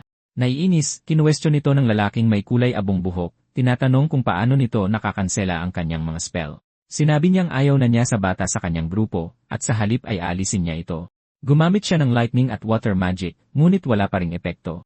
Ipinaliwanag ng elf na ang mahika ay nagpapadala ng iyong intensyon sa mana upang muling isulat ang mundo, at ang void ay literal na kabaligtaran yon. Tumatawa, sinabi niya na ang attribute na yon ay maaaring tawaging void, at tanging ang pasaway na disipulo lang na yon ang makakagawa ng ganoong spell. Naubusan ng pasensya, sinabi ni Zapper na i-overload niya ang bata ng napakaraming mahika. Pagkatapos ay nagpakawala siya ng fire, water, at lightning spells diretsyo sa binata. Nang makita yon, napagtanto ng bida na hindi sapat ang depensa lang. Kaya gumawa si Yuki ng sarili niyang espada gamit ang mahikang iyon at sinugod ang sorcerer. Humanga sa resulta, sinabi ni Machina na ang kanyang disipulo ay may top tier na kaalaman. Desperado, naglagay ang lalaki ng isang ice wall at isang wind wall, ngunit sinimulang hiwain ng bida ang lahat gamit ang kanyang espada na parang wala lang. Kaya nagpa siya ang lalaking nakakapwesto na gumamit ng isang fire spell, ngunit naharangan ito ng magic shield ng bata. Kinakabahan, napagtanto ni Zapper na malapit ng maubusan ng mana. Samantala, sumugod ang bida diretsyo sa kanya. Ipinapakita ang kanyang galing, gumamit siya ng isang kakayahang tinatawag na flow, na lumilikha ng maraming espadang lumulutang sa paligid niya. Nakikita ng lalaki na papalapit ang bata, ngunit iniisip pa rin niyang kayang depensahan ang sarili sa tamang oras. Walang ibang pagpipilian, ginamit niya ang isang wind hammer sa sarili para itulak ang sarili palayo. Tumatawa, sinabi niyang palalampasin niya ang bata sa pagkakataong ito, ngunit sa susunod, iba na ang magiging katapusan. Gamit ang spell na Wind Wing, tumakas si Zapper habang sumisigaw na sisirain niya ang spell ng bata. Nagpapanik, lumitaw ang kanyang master at sinabi sa binata na huwag siyang hayaang makatakas. Sabi niya, pagtatawanan silang dalawa ng matandang iyon kung gagawin niya iyon, ngunit sinabi ng bida na may plano siya at nagtanong kung okay lang na alisin ang restriksyon sa kanyang kamay. Samantala, desperadong tumatakas ang lalaking nakakapwesto, ngunit napansin niya ang isang buong chant na nagmumula sa kanyang kalaban. Natataranta siya. Imposibleng magawa iyon ng bata pagkatapos mismo ng isang laban. Walang pag-aalinlangan, nagpa siya siyang umatras. Ngunit lumalabas na ang nagcha-chant ng spell ay si Mai na sinumon ni Yuki. Ipinaliwanag ng bida na tinuruan niya si Mai ng chant sa pamamagitan ng kanilang mental link. Nakangiti, sinabi niyang isa siyang monster tamer, at kayang harapin ng kanyang mga kaalyado ang kahit ano. Sa sandaling iyon, nagpakawala ang headmaid ng isang itim na palaso sa kalaban. Agad na gumamit si Zapper ng isang banal na kalasag para ipagtanggol ang sarili, ngunit tumagos ang isa sa mga palaso dito. Ito ang Void Arrow na pinakawala ng bida. Sobrang lakas ng mahika, tinapos nito ng tuluyan ang misteryosong lalaki. Samantala, sa pasukan patungo sa ibabaw, nagtitipon ang isang grupo ng mga lalaki, at sinabi ng isa sa kanila na nililinis pa ng kapitan ang isa pang dungsyon. Sinabi ng kanyang kasama na ang tanging tunay na banta ay ang A-rank na si Zapper at ang adventurer na si Yuki. Bigla, lumabas ang bida mula sa portal habang pasan-pasan si Zapper sa kanyang likod. Agad-agad, itinutok ng lahat ng lalaki ang kanilang mga sibat at idineklara na arestado ang bida. Nagulat, napagtanto ng binata na ito ang elite unit ng guild na tinatawag na Execution Squad. Pagkatapos ay humakbang pasulong ang isang mage ng squad na nagngangalang Nano at sinabihan ang binata na huwag gumalaw. Walang maintindihan, tinanong ng bida kung bakit siya rin ay inaaresto. Ipinaliwanag ng isa sa mga gwardiya na nakatanggap sila ng maraming reklamo mula sa mga adventurer tungkol sa kanya. Dahil sa desperasyon, sinabi ni Yuki na siya lang ang biktima rito. Sa sandaling iyon, nagising si Zapper at nagbuga ng apoy. Walang pagpipilian, ipinatawag ng bida ang kanyang Void Saber para lumaban. Bigla, sinugod ng ilang gwardiya ang lalaking may kulay abong buhok para atakihin siya, pero gumamit siya ng pagsabog ng kulob at pinatalsik silang lahat. Mabilis niyang hinawakan ang mage bilang hostage at sinabihan ang lahat na huwag lumapit. Pagkatapos ay nagsimulang magpatawag si Zapper ng maraming magic circle. Nag-aalala, napagtanto ng bida na ito ay isang malawakang spell, at hindi niya mapoprotektahan ang lahat, kaya sinabihan niya ang mga gwardiya na manatili sa loob ng anino ng kanyang kalasad. Ngunit pagkatapos ay isang misteryosong babae ang lumitaw. Sa kanyang kakayahan, nakikita niya ang pagkonsumo ng mana ng kalaban. Ang pangalan niya ay Ginki, at siya ang kapitan at isang kabalyero ng execution squad. Walang anumang pag-aatubili, ginamit niya ang isang skill na tinatawag na Clumsy Dragon. Ang skill na iyon ay nagiging sanhi na tamaan ang target ng isang pana bago pa man ito iputok ng busog. Sa galit, nagpa siya ang lalaking may kulay abong buhok na ipagtanggol ang sarili gamit ang kanyang stone binding. Nakangiti, sinabi ng babae na kakailanganin niya ang mahika ni Yuki na ikinagulat ng binata. Sinunod ang kanyang utos, ginamit ng bida ang kanyang Void Saber habang sinusubukan ni Zapper na ipagtanggol ang sarili.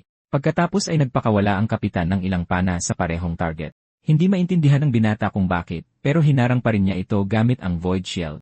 May mapagmataas na tingin, sinabi ng babae na alam niyang kaya niya itong harangin.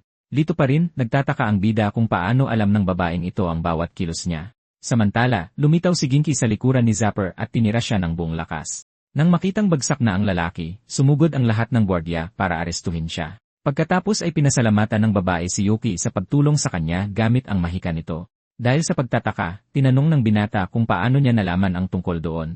Sumagot ang kapitan na ang kanyang kakayahan ay ang Invisible Vision Seichi Duto Jengan na nagpapahintulot sa kanya na makita ang status ng mga tao. Sinabi niya na katulad ito ng Evil Eye ng binata.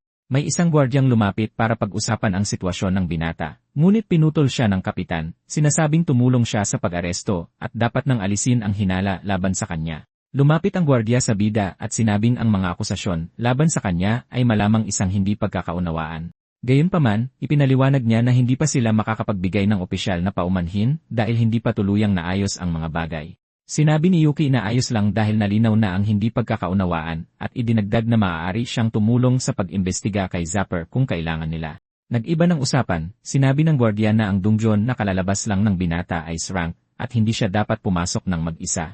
Ipinaliwanag niya na ang paggalugad ng mga dungeon ay nangangailangan ng pahintulot at ang pag-isang pagpasok ay labag sa mga alituntunin. Sinabi ng kabalyero na sapat na ang lakas ni Yuki, ngunit sinabi ng gwardiya na personal na opinyon lang niya yon at ang binata ay e-rank pa rin. Nahihiya, nagmungkahi ang kapitan ng isang kasunduan. Sinabi niya sa bida na tulungan ang grupo na linisin ang isang dungeon na kanilang pipiliin. Sa ganoong paraan, masusuri siya ni Doga at maaaring payagan silang itigil ang mga interogasyon o anumang detensyon. Nagulat, tinanong ng bida kung bakit napakabuti ng pakikitungo nila sa kanya. Ngunit ipinaliwanag ni Ginki na ang pag-usad sa paglilinis ng dungeon ay ang lahat para sa sangkatauhan. Sinabi niya na sabik siyang makita ang diskarte ng Monster Tamer. Makalipas ang ilang panahon, sinabi lang ni Liber sa binata na linisin ang dungeon tulad ng dati niyang ginagawa. Ngunit sinabi ni Yuki na mawawala ang kanyang lisensya bilang adventurer kung magdadala siya ng anumang halimaw na nakakapagsalita. Iniisip niya kung ano ang gagawin dahil hindi niya maaaring isama si Elvina o ang maliit na paniki na nagpapagaling pa mula sa huling paglalakbay. Pagkatapos ay iminungkahi ng hari ng demonyo na kausapin niya si Task, isang lalaki na alam ang lahat. Dahil sa pagtataka, tinanong ng bida kung isa ba siyang uri ng espesyalista, tulad ni Machina. Nakakagulat, sinabi ng vampira na ang lalaking iyon ay sa katunayan ang pinagsama-samang kolektibong kalooban ng lahat ng mga halimaw sa dungeon. Makalipas ang ilang sandali, pinuntahan ng binata si Task at sinabing kailangan niyang magtanong sa isang taong tunay na nakakaintindi sa mga halimaw. Nang marinig iyon, natuwa ang taong Soro at sinabing parang sila ay magkarelasyon sa kaluluwa. Habang binuhat niya ang bida sa kanyang mga braso, ipinakilala ng halimaw ang sarili bilang si Taskwild at ipinaliwanag na ang pagsasaliksik sa mga halimaw ay nasa kanyang kalikasan na. Sinabi ng taong Soro na hindi man lang alam ng mga tao kung ano talaga ang mga halimaw. Sumagot si Yuki na para sa mga tao, ang mga halimaw ay mga nilalang lamang na naninirahan sa mga dungsyon. Sinabi ng kanyang bagong amo na hindi naman lubos na mali ang binata, ngunit ipinaliwanag na ang mga halimaw ay mga nilalang din na naghahanap ng mana. Kasunod ng lohikang iyon, tinanong ng bida kung ang mga tao ay itinuturing din na mga halimaw dahil doon at sinabi ni Task na. Dahil sa pagtataka, tinanong ng binata kung mayroon bang pakiramdam ng pagiging malapit si Task sa kanyang sariling lahi. Sinabi ni Task na para sa mga halimaw, ang pinakamahalaga ay kung pareho sila ng pinagkukunan ng mana, hindi kung magkamukha sila. Ipinaliwanag niya na ang pagiging kabilang sa iisang dungsyon ay mas mahalaga kaysa sa pagiging kabilang sa iisang lahi. Doon napagtanto ng binata na mas tungkol ito sa kaaniban kaysa sa lahi. Nasasabik, lumapit si Wild at tinanong kung gusto ng binata ng isang kalmado at tahimik na halimaw para tumulong sa paglilinis ng mga dungsyon. Sumagot si Yuki at sinabing kailangan niya ng isa na kayang harapin ang lahat ng uri ng sitwasyon dahil isa lang ang kaya niyang ipatawag sa bawat pagkakataon. Nakangiti, sinabi ni Task na mayroon siyang magandang ideya. Ipinakilala niya ang isang dragon, isang maaasahang bantay ng unang palapag. Ang pangunahing katangian ng dragon na iyon ay ang kanyang sobrang lakas ng katawan at malaking firepower. Ngunit binugahan ng apoy ng dragon ang binata na nagtanong kung bakit ito biglang umatake. Pagkatapos ay isiniwalat ni Wild na ito ang parehong dragon mula sa panahong kailangan tumakas ng kanyang grupo. Nang marinig iyon, naghanda ang bida na lumaban, ngunit mabilis niyang napagtanto na ganap siyang binabaliwala ng dragon. Tumingin sa ibaba, sinabi ni Yuki na kahit makagawa siya ng kontrata sa dragon, wala pa ring saysay dahil kulang ang kanyang mana para ipatawag ito. Muling nasabik, sinabi ni Task na marami silang mas maliliit na halimaw. Ipinakilala niya ang Shadow Claw at ipinaliwanag na ito ay isang halimaw na gawa sa purong anino. Nang makita ito, natuwa ang bida, sinasabing hindi pa siya nakakita ng ganito. Nagpasya siyang lumapit dahil kailangan niyang gumawa ng kasunduan o makuha ang respeto nito sa laban para selyuhan ang kontrata. Ngunit tumakbo ang maliit na nilalang nang hindi siya binibigyan ng pagkakataon, kaya napaluhod ang bida at nagtanong kung bakit siya laging binabaliwala ng lahat ng halimaw. Ipinaliwanag ni Wild na napakababa ng mana ng binata, kaya't minamaliit nila siya. Sinabi niya na ang mga halimaw na ito ay kumikilos batay sa likas na ugali. Hindi sila sapat na matalino para igalang siya, ngunit sinabi ni Task na matutulungan niya ang binata doon. Ipinaliwanag niya na ang kanyang lahi ay chimera, kaya't itinuturing siyang isang halimaw na binubuo ng lahat ng uri ng mga halimaw. Ang kakayahang iyon ay nagpapahintulot kay Task na malayang ayusin ang kanyang sariling komposisyon, kaya't maaari siyang mag-transform sa ibang mga nilalang na nagbabago ng kanyang mga stats. Bigla na lang, bumalik ang maliit na aninong halimaw. Sinabi ng taong Soro na tutulungan niya ang binata. Ngunit ang pagkuha ng respeto ng halimaw ay nasa kanya lamang. Dahil dito, naghanda ang bida na lumaban. Sinugod siya ng halimaw, ngunit nagawang harangin ni Yuki gamit ang kanyang espada. Doon niya napagtanto na magiging mahirap na laban ito. Binanggit ni Task na sasali rin ang Aeol, isang madilim na nilalang na gumagamit ng mahika. Nagpakawala ito ng isang atake ng mahika sa bida, at hinarang niya ito gamit ang kanyang Void Sword. Napagtanto ni Yuki na ito ay isang labanan ng tibay, kaya kailangan niyang umatake sa tamang sandali. Hawak ang espada, hinintay niya ang paglapit ng kalaban. Nang dumating ang atake, hinarang niya ito ng direkta, ngunit napagtanto niyang ito pala ay isang bato ng yelo. Mula sa malayo, nakikita niya ang kuwago na lumilipad pa rin sa paligid. Naiinis, nagpasya ang bida na habulin ito anuman ang mangyari. Doon nagpasya si Wild na isali ang isa pang halimaw sa laban, isang dambuhalang alimango.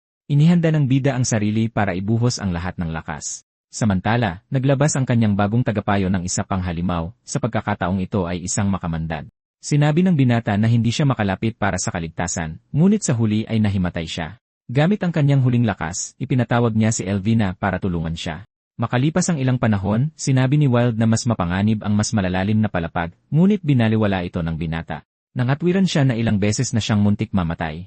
Sinusubukang palakasin ang kanyang loob, sinabi ni Task na ito ang dungsyon ni Liber, at kahanga-hanga na nakaya ng binata ang maraming halimaw. Pagkatapos ay hiniling niya sa binata na dalhan siya ng mga halimaw mula sa ibang lugar bilang pasasalamat. Ipinaliwanag ng taong Soro na sa ganoong paraan ay mas marami siyang matututunan tungkol sa kanyang sarili.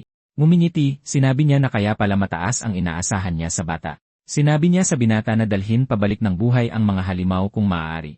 Habang pinag-iisipan, napagtanto ng bida na malalakas ang mga kinontratang halimaw, ngunit wala sa kanila ang sapat na versatile. Bigla, itinaas niya ang kanyang kamay at sinabing gusto niyang subukan ang isang bagay na iba na parang baliw. Makalipas ang ilang sandali, sinimulan siyang i-brief ng isa sa mga gwardiya tungkol sa dungsyon na lilinisin niya. Ito ay isang branch na dungsyon na may 4 na palapag at bawat palapag ay may iba't ibang terrain.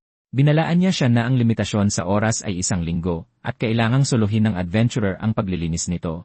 Nang malapit na sila sa pasukan, tinanong ng lalaki kung may mga tanong ang bata. Sinabi lang ni Yuki na handa na siya. Pinag-aralan siya ng gwardiya at nagtaka kung tinatrato niya ito na parang isang scouting run. Gayunpaman, inamin ng lalaki na talagang naniniwala ang kapitan sa lakas ng bata dahil isa itong branch na dungsyon. Pagkatapos ng 1 oras, narating nila ang dulo ng isa floor ng kuweba. Ang katotohanang hindi pa gumagamit ng kahit isang sumon ang bida ay nakakuha ng atensyon ng gwardiya. Bigla, ilang sibat ang ibinato sa bida at umilag siya. Isang grupo ng mga demonyong unggoy ang lumitaw para atakihin siya. Dose-dosena sa kanila ang dumudumog bilang isang kawan. Dahil walang ibang pagpipilian, nagpa siya ang bida na gamitin ang kanyang summon. Ipinatawag niya ang Shadow Claw. Agad na pinagpupunit ng halimaw ang mga unggoy. Nagulat ang gwardiya nang makitang may kontrata ang bata sa Shadow Claw. Doon niya napagtanto na hindi ito isang ordinaryong adventurer, tulad ng kanyang kapitan, na naglilinis din ng mga dungsyon ng walang tulong. Makalipas ang ilang sandali, narating ng bida ang leaf lore, na para talagang isang karagatan. Isang uri ng higanteng pusit ang lumitaw at sinubukang atakihin siya. Sa palapag na ito, hindi niya magamit ang Shadow Claw dahil hindi makagalaw sa tubig ang maliit na nilalang, kaya pinawala niya ang kanyang halimaw. Nang hindi nagsasayang ng oras, ipinatawag ni Yuki ang higanteng alimango na perpekto para sa sitwasyong ito. Nang makita yon, natulala ang gwardiya dahil ito ay isang multiple summon ng dalawang mas mataas na antas na mga halimaw. Balik tayo ng kaunti, sinabi ni Task na oras na para makita kung hanggang saan ang kayang gawin ng Beast Encyclopedia skill ni Wilde. Sabi ng bata na kayang kopyahin ng skill ang anyo at stats ng kalaban, kaya tinanong niya kung magsasama ba ang dalawang halimaw kung ipapatawag si Task habang siya ay nag-transform. Sabi ni Wilde na hindi pa niya nasubukan yon at nagtanong kung bakit. Sinabi ni Yuki na hindi niya kayang ipatawag ang tunay na anyo ng Foxman sa mana na mayroon siya at baka gumana kung nakatransform na si Task. Ang ideya ng bida ay makapagpatawag ng kahit anong halimaw sa pamamagitan ng kanyang bagong master. Sinabi ng lalaki na sulit itong subukan. Pagkatapos ay binanggit ng bida ang paggawa ng kontrata at pumayag ang kanyang kaibigan. Na may mukhang parang nababaliw, sinabi ni Wilde na ipapakita niya ang lahat ng kanyang kaya. Pabalik sa kasalukuyan, sinabi ng lalaki na gumana ang plano at nagkomento na napakalakas talaga ng mga galamay na yon. Sa sandaling yon, ginamit ng bida ang kanyang magic eye para makita ang kahinaan ng kalaban. Gamit ang napakalaking lakas, nagawang talunin ng taong alimango ang higanteng pugita. Sa susunod na palapag, nakasagupan ng bida ang isang grupo ng mga magic trap, kaya ipinatawag niya ang Magic All at sinabihan itong barilin ang mga Magic Circle. Makalipas ang ilang sandali, nasa Pitolie floor na sila, nakilala bilang Poison Swamp. Gamit ang kanyang magic eye, sinimulang suriin ni Yuki kung aling landas ang pinakamainam. Sa likuran, napansin ni Doga na mas mabilis ang takbo ng bata kaysa sa isang buong party. Bigla, may naramdamang kakaiba ang bida at sinabihan ang gwardiya na mag-ingat, ngunit inatake ng ahas ang lalaki, bagaman nagawa niya itong harangin sa tamang oras. Mabilis na ipinatawag ni Yuki ang kanyang espesyal na ahas para harapin ito. Pinagaling nito ang braso ng lalaki sa isang segundo. Nang makitang naprotektahan siya ulit, nagsimulang umiyak si Doga. Iniisip na ito pala ang ibig sabihin ng pagiging tao. Tapos biglang nagsimulang tumawa ng parang baliw ang lalaki, na ikinatakot ng bata. Tinanggal ang kanyang maskara, inamin ng gwardiya na masama talaga ang kanyang paghuhusga kumpara sa kapitan. Ngumingiti, sinabi niya na isang pambihirang adventurer ang bata, at dapat nilang dalawa na malinis ang dungsyon sa loob ng isang linggo, ngunit iginiit ng bida na ang plano ay tapusin lahat ngayon. Naguguluhan, sinabi ng lalaki na akala niya ay para lang sa scouting ang suot ng bata. Ngunit ipinaliwanag ng bata na hindi. Pagkatapos ay sinabi ni Doga na hindi bihira para sa mga adventurer na makarating sa huling palapag. Inihayag niya na ang tunay na problema ay ang boss dahil wala pang nakakatalo dito. Nagbago ang kanyang ekspresyon at tinanong niya kung seryoso ba ang bata na kaya niyang tapusin lahat sa isang araw. Sinabi ni Yuki na dahil nalaman na niya ang estratehiya. Ipinaliwanag niya na nagsagawa na siya ng isang praktikal na combat simulation laban sa totoong halimaw. Hindi nagtagal, narating nila ang silid ng boss, at ito ay isang higanteng gagamba. Naghanda na ang bida para simulan ang laban. Ipinaliwanag na kayang gamitin ng gagamba ang 8 sinulid nito para kontrolin ang ibang mga halimaw. Kinokontrol nito ang 4 na halimaw mula sa bawat palapag ng sabay-sabay.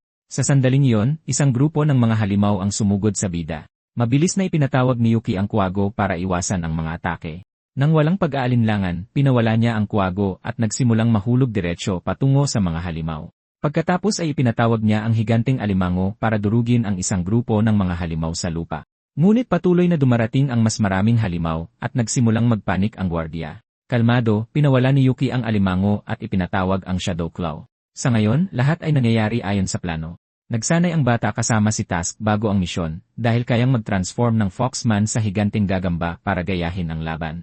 Sa simulation, ipinaliwanag ng kanyang master na kaya lamang manipulahin ng gagamba ang mga walang malay na nilalang. Dahil dito, plano ng bida na gamitin ang ahas para kanselahin ang paralisis sa mga kontroladong halimaw. Ngunit ipinaliwanag ni Wilde na pansamantala lamang niyang mapipigilan ang kanilang mga galaw at tinanong kung plano niyang umatake sa pagkakataong iyon. Sumagot si Yuki na may mas maganda siyang ideya. Balik sa kasalukuyan, sinabi niya na ang mga halimaw na kumikilos ayon sa instinct ay lakas lang ang kinikilala. Determinado, sumugod ang bida dala ang kanyang espada, sinasabing kailangan niya silang kontrolin. Pagkatapos ay pinanood niya ang sapot ng sinulid ng gagamba para mahanap ang tamang lugar. Sa sandaling iyon, hinila ng gagamba ang ilang higanteng pugita sa hukbo nito. Gamit ang kanyang skill, ipinatawag ng bida ang antonym snake para i-neutralize ang paralysis ng nanggigipit na galamay. Agad na sinunod ng ahas ang utos na ikinagalit ng gagamba. Nag-iisip ng maaga, sinabi ni Yuki na hindi kakayanin ng boss kung sabay-sabay gumalaw ang apat na higanteng halimaw. Sa sandaling iyon, ilang galamay ang dumakma sa gagamba at malakas itong ibinagsak sa lupa. Pagkatapos nito, sinugod ng mga halimaw ang bida, isang bagay na inaasahan na niya. Ipinatawag ni Yuki ang higanteng alimango para protektahan ang sarili. Higit pa rito, ginamit niya ang halimaw na parang isang plataporma para tumalon. Hawak ang espada, pinutol ng bida ang mga sinulid ng gagamba at tinapos ang misyon. Walang kahit isang galos, sinabi niya sa gwardiya na tapos na ang trabaho. Kinabahan ang lalaki nang mapagtanto niyang kaya pa ng bata na kontrolin ang mga halimaw na dapat niyang kalaban. Tuwang-tuwa, lumapit ang binata sa gwardiya at nagtanong kung pasado ba siya. Ngumingiti, sinabi ng lalaki na mabilis na tataas ang ranggo ng bata dahil sapat ang lakas niya para linisin ang maraming dungeon. Sabik, tinanong ng bida kung papayagan siyang mag-solo clear. Sumagot ng ang lalaki, ngunit ipinaliwanag niya na pipiliin niya ang pinakamagagandang dungsyon para sa bata upang mapataas ang ranggo nito sa loob ng huling 6 na araw. Nang marinig iyon, napagtanto ng bida na ang kanyang mga estratehiya ay lalo lang nagpahirap sa kanyang sarili. Lumipas ang 6 na araw at ngayon ay papunta na si Yuki sa kanyang huling dungsyon. Ipinaliwanag ng gwardiya na sa pagkakataong ito, hindi ito isang clear, kundi isang joint investigation mission. Sabi niya, mayroong isang napaka-espesyal sa dungsyon na yon na kilala bilang isang name. Dahil sa kuryosidad, sinabi ng bida na hindi pa siya nakarinig ng ganoong uri ng halimaw. Ipinaliwanag ng lalaki na isa itong teknikal na termino tulad ni karat, ang nakalaban ng bata noong isang araw. Bawat species ay may individual na pagkakaiba-iba, ngunit minsan ay may lumilitaw na halimaw na lumalampas sa mga limitasyong iyon at nagiging isang espesyal na nilalang. Kapag nakasagupan ng isang adventurer ang ganoong halimaw, binibigyan nila ito ng palayaw para mas madaling makilala. Pagkatapos ay ipinaliwanag ni Task na hindi niya kayang kopyahin o gayahin ang mga kakayahan mula sa ganoong uri ng halimaw. Naalala ni Yuki noong ipinaliwanag ni Machina ang 3 uri ng kakayahan. Ang unang uri ay nagmumula sa iyong trabaho, ang pangalawa mula sa iyong species, at ang pangatlo mula sa individual. Pagkatapos ay sinabi ni Wilde na isa rin siyang named na halimaw dahil ang kanyang kakayahan ay natatangi. Tinanong ng bida kung ang mga named na halimaw ay maaaring umabot sa antas ng Demon King. Sabi ng gwardiya, nangyari na raw ito dati, at iyon mismo ang dahilan kung bakit mahalaga ang mga investigasyon. Ipinaliwanag niya na ang mga investigasyon ay nangangailangan ng pakikipag-ugnayan sa ibang mga grupo. Nang makita ng isa sa mga miyembro ng team ang bida, nakilala nila siya bilang adventurer na naglilinis ng napakaraming dungsyon. Nagtanong ang babae kung paano niya nagagawa iyon mag-isa gayong isa siyang monster tamer. Nagsimulang pag-usapan ng grupo ng mga adventurer ang bata na para bang wala siya roon at nakikinig. Medyo alanganin, sinabi ng gwardiya na ang mga kakaibang adventurer ay nakakakuha ng ganoong atensyon at iba't ibang titulo. Pagkatapos ay nagsimulang makilala ng grupo ang gwardyang katabi ng bata. Habang nakayuko, sinabi ni Dogo na ang ginagawa lang niya ay panatilihin ang kaayusan sa mga adventurer. Bigla na lang, isang grupo ng mga halimaw na puno ang nagsimulang umatake sa grupo. Sumugod ang bida at iniligtas ang lahat gamit ang kanyang espada at alaga. Habang lumalaban sila, ginagamot ng gwardiya ang isa sa mga miyembro. Gamit ang kanyang magic eye, sinabihan ng bida ang lahat ng adventurer na sumali sa pag-atake, at ginawa nila. Hindi nagtagal, tuluyan ang nawasak ang mga puno. Pagod na sinabi ni Yuki na marami pang natitirang halimaw sa dungsyon. Ipinaliwanag ni Dogo na isa itong rank na dungsyon, pero napakahirap pasukin dahil inabandona ito. Sabi niya, tanging mga adventurer na tulad ng bida lang ang nag-aabalang linisin ang mga lugar na tulad nito. Bigla, may napansin ang bida gamit ang kanyang magic eye. Nahanap na niya ang target ng investigasyon. Isa itong napaka-cute na uri ng mahiwagang kuneho. Isa sa mga adventurer ang padalos-dalos na tumakbo para atakihin ito. Napansin ang kilos, ginamit ng Pokemon ang isang kakayahang tinatawag na Total Chaos Labyrinth. Sa isang iglap, nagsulputan ang mga pader mula sa kung saan. Ang kakayahan ay parang muling itinatayo ang buong dungsyon. Kahit na may mga bumabagsak na bato, patuloy na sumusugod ang dalawang adventurer patungo sa halimaw. Pagkatapos ay bumiyak ang lupa. Sinabi ng bida sa gwardiya na tutulungan niya sila. Hinagisan siya ni Dogo ng isang aparato at sinabihan ang bata na gamitin ito kung kailangan niya. Hawak ang aparato, bumaba ang bida kung saan nahulog ang mga adventurer. Sa malapitang tingin, natanaw ni Yuki kung nasaan silang dalawa. Nakulong sila, napapaligiran ng isang higanteng halimaw. Mukhang matalino ang halimaw at sinabing may humahabol sa kanyang tauhan. Pagkatapos ay itinuro nito ang dalawang adventurer at ang bida. Ang halimaw na nagngangalang Lord Seras ay nag-anunsyo na buburahin niya silang tatlo ngayon din. Kinakabahan, alam ng bida mula sa level ng mana na ito ang boss, at nagsimula siyang magtaka kung bakit nasa mababaw na palapag ang boss. Naglalabas ng nakakatakot na aura, naghanda si Xeras na atakihin ang mga sumira sa kanyang dungsyon. Gumamit siya ng ataking tinatawag na Rupture Root Piercing Grudge. Mabilis na ipinatawag ng bida ang higanting alimango para tumalon sa harap ng atake. Nang makita yon, humanga ang halimaw na may isa sa kanila na talagang marunong lumaban.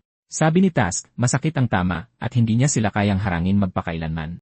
Inihagis ng bida ang aparato sa isa sa mga adventurer, at sinabihan silang dalawa na manatili sa likod. Hindi makita ni Yuki ang mga kakayahan ng halimaw, kaya napagtanto niyang mas malakas ito kaysa sa sinabi sa kanya. Sakto noon, lumapit ang halimaw, sinasabing walang kapangyarihan ang grupo. Nag-aalala, sinabihan ng paunahing tauhan ang lahat na mag-ingat, dahil umaatake ang kakayahang iyon gamit ang mga ugat na nakabaon sa ilalim ng lupa. Pero ginamit din ng asul na Pokemon ang kanyang atake. Nagsanib ang dalawang atake, at natrap nila ang grupo sa loob ng isang uri ng simboryo. Pagkatapos ng atake, inisyan ng halimaw ang alaga niyang si Carbuncle, at sinabing mabutit ligtas siya, pero naputol ang sandali ng kuwago kasama ang isang ice attack na walang nagawa. Habang papalabas siya sa simboryo, napagtanto ng bida na hindi rin gumagana ang mga patagong pag-atake. Nang makita siya, tinanong ng halimaw kung nasaan ang dalawang adventurer na yon. Lumalabas na nagawang ipadala ng bida ang mga adventurer sa malayo dahil hindi niya masumon si I.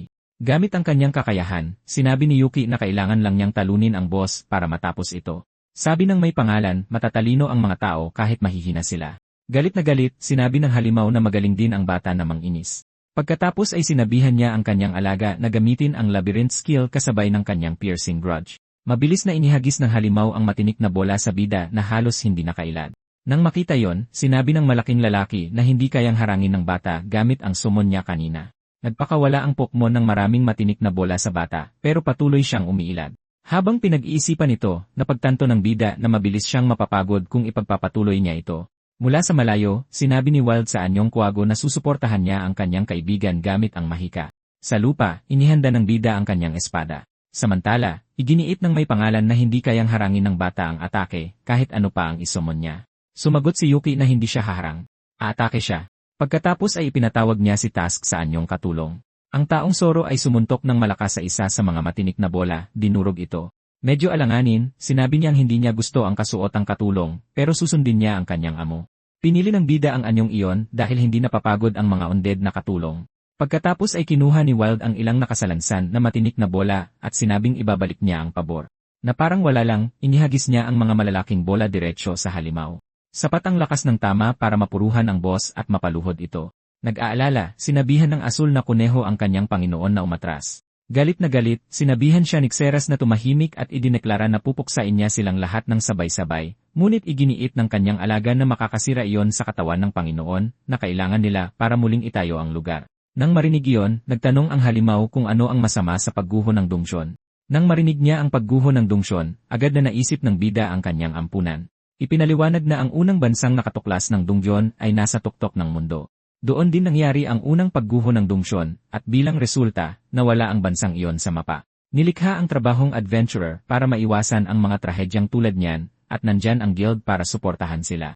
Ngunit kahit na, patuloy na bumabagabag sa mundo ang mga pagguho, tulad ng pagbagabag nito sa buhay ng bida. Pabalik sa kasalukuyan, sinubukang babalaan ng Pokemon ang kanyang boss na mapanganib ang paggamit nito nang walang tigil sa maikling panahon.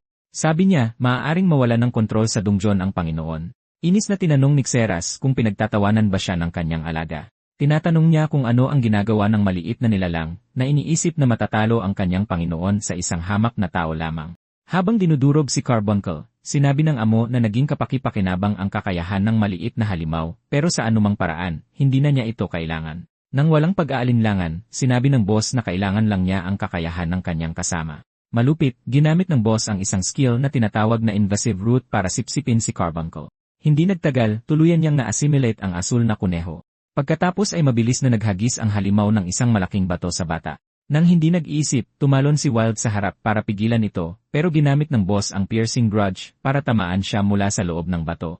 Sa kabutihang palad, hindi nakakaramdam ng sakit ang taong Soro dahil isa siyang undead. Hawak ang espada, sinabi ng bida na atake siya, at kailangan niya ang tulong nito. Ngunit nagbabala si Task na kailangang mapabagsak agad ang halimaw dahil napakadelikado ng dungsyon na ito. Nang makita ng may pangalan ang pagdating ng bata, tumadyak ito gamit ang malaking paa at biniyak ang lupa. Habang nahuhulog siya sa ere, tumawag ang bida sa taong Zoro para tulungan siya. Mabilis siyang iniligtas ni Wild sa anyong kuwago. Doon na nawala sa sarili ang boss dahil hindi niya matamaan ang bida. Desperado, sinira niya ang mga itaas na palapag para gumuho ang lahat sa kanyang target. Gamit ang kanyang mga kapangyarihan sa ugat, pinagsama-sama ng Panginoon ang lahat ng palapag na parang isang higanteng sandata. Galit na galit, sumugod siya para sa huling atake. Sa sandaling iyon, lumitaw ang gwardiya na tinatawag si Yuki. Lumapit ang bida para hawakan siya, pagkatapos ay ibinagsak ng halimaw ang kanyang bagong sandata sa lupa ng buong lakas. Nang makitang nawala ang bata, nagwala ang boss at hinihiling na malaman kung saan siya nagpunta. Samantala, ang bida ay nasa ibang lugar na, nakahinga ng maluwag na nakatakas siya. Sinabi ni Doga na narinig niya mula sa dalawang adventurer na lumitaw ang boss sa isang mababaw na palapag. Sabi ni Yuki, hindi iyon ang totoong problema, at hinaharap nila ang krisis ng pagguho ng dungjon. Sinabi ng gwardiya na gusto niya itong asikasuhin kaagad pero matatagalan ito. Ipinaliwanag niya na ang pagguho ng mga dungjon ay nasa yugto pa lang ng pananaliksik, at ang tanging alam nila ay mas malamang itong mangyari sa mga dungsyon na aktibong nililinis. Ipinaliwanag nila na kapag nangyari ito, guguho rin ang dungsyon at ang mga kalapit na lugar, kaya ito'y isang sakuna na walang nakasaksi. Sinabi ng bida na nakita niya mismo ang magulong dungyon, at hindi ito mukhang kasinungalingan o panloloko. Sumang-ayon si Doga pero sinabing abala ang lahat ng S-rank adventurer sa ngayon, at matatagalan bago sila mapabalik. Nang marinig iyon, sinabi ng bata na ang tanging pagpipilian ay linisin ito kasama kung sinuman ang available sa ngayon. Pero ipinaliwanag ng gwardiya na karamihan sa mga adventurer ngayon ay nagtatrabaho para sa pera, at bihira ang mga taong tulad ng bata. Kinakabahan, nagtanong ang bida kung ano ang dapat nilang gawin. Sinabi ng lalaki na dapat muna silang mag-report sa guild at maglabas ng utos na lumikas para sa mga kalapit na lugar. Habang nakayuko, sinabi ng bida na pupunta siya sa guild.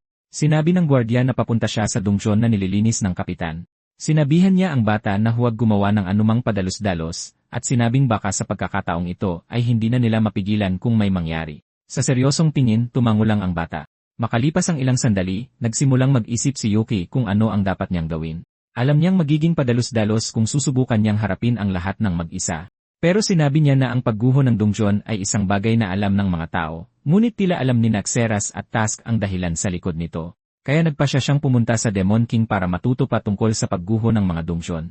Gamit ang kanyang skill, humiling siyang matuto pa tungkol sa kung paano gumagana ang mga dungsyon at tungkol sa mga halimaw. Sinabi ng vampira na ipapaliwanag niya dahil magiging problema kung papasok ang bata sa isang dungsyon na malapit ng gumuho. Sinabi niya na maaaring magkakaiba ang mga paraan na humahantong sa pagguho pero iisa lang palagi ang sanhi nito. Nangyayari ang pagguho kapag hindi na kayang kontrolin ng dungsyon boss ang dungsyon. Sinabi niya na ang dungsyon ay isang espasyo na hindi dapat natural na umiral at nangangailangan ng napakalaking mana para mapanatili ito. Para protektahan ang mga halimaw sa loob, isinasakripisyo ng boss ang sarili niyang buhay. Kaya sinusubukan ng mga boss ang lahat ng posibleng paraan para mapanatiling gumagana ang kanilang mga dungsyon. Pero sabi ng vampira, nabibigo ang ilan sa kanila at napapalawak ang espasyo ng higit sa kanilang kakayahan. At may pagkakataon din na maglagay ang isang boss ng sobrang mana at makalikha ng dungsyon na hindi kayang mapanatili. Sinabi niya na nangyayari ang pagguho kapag nasira ang balanseng iyon. Nagtataka, nagtanong ang bida kung lumalabas din ba ang mga aftershock sa kanyang mundo, tulad ng nangyari sa sakunang iyon. Sinabi ng vampira na, at iyon ang dahilan kung bakit kailangan nilang i-adjust ang mga dungsyon sa tamang balance kung gusto nilang mabuhay ang mga ito.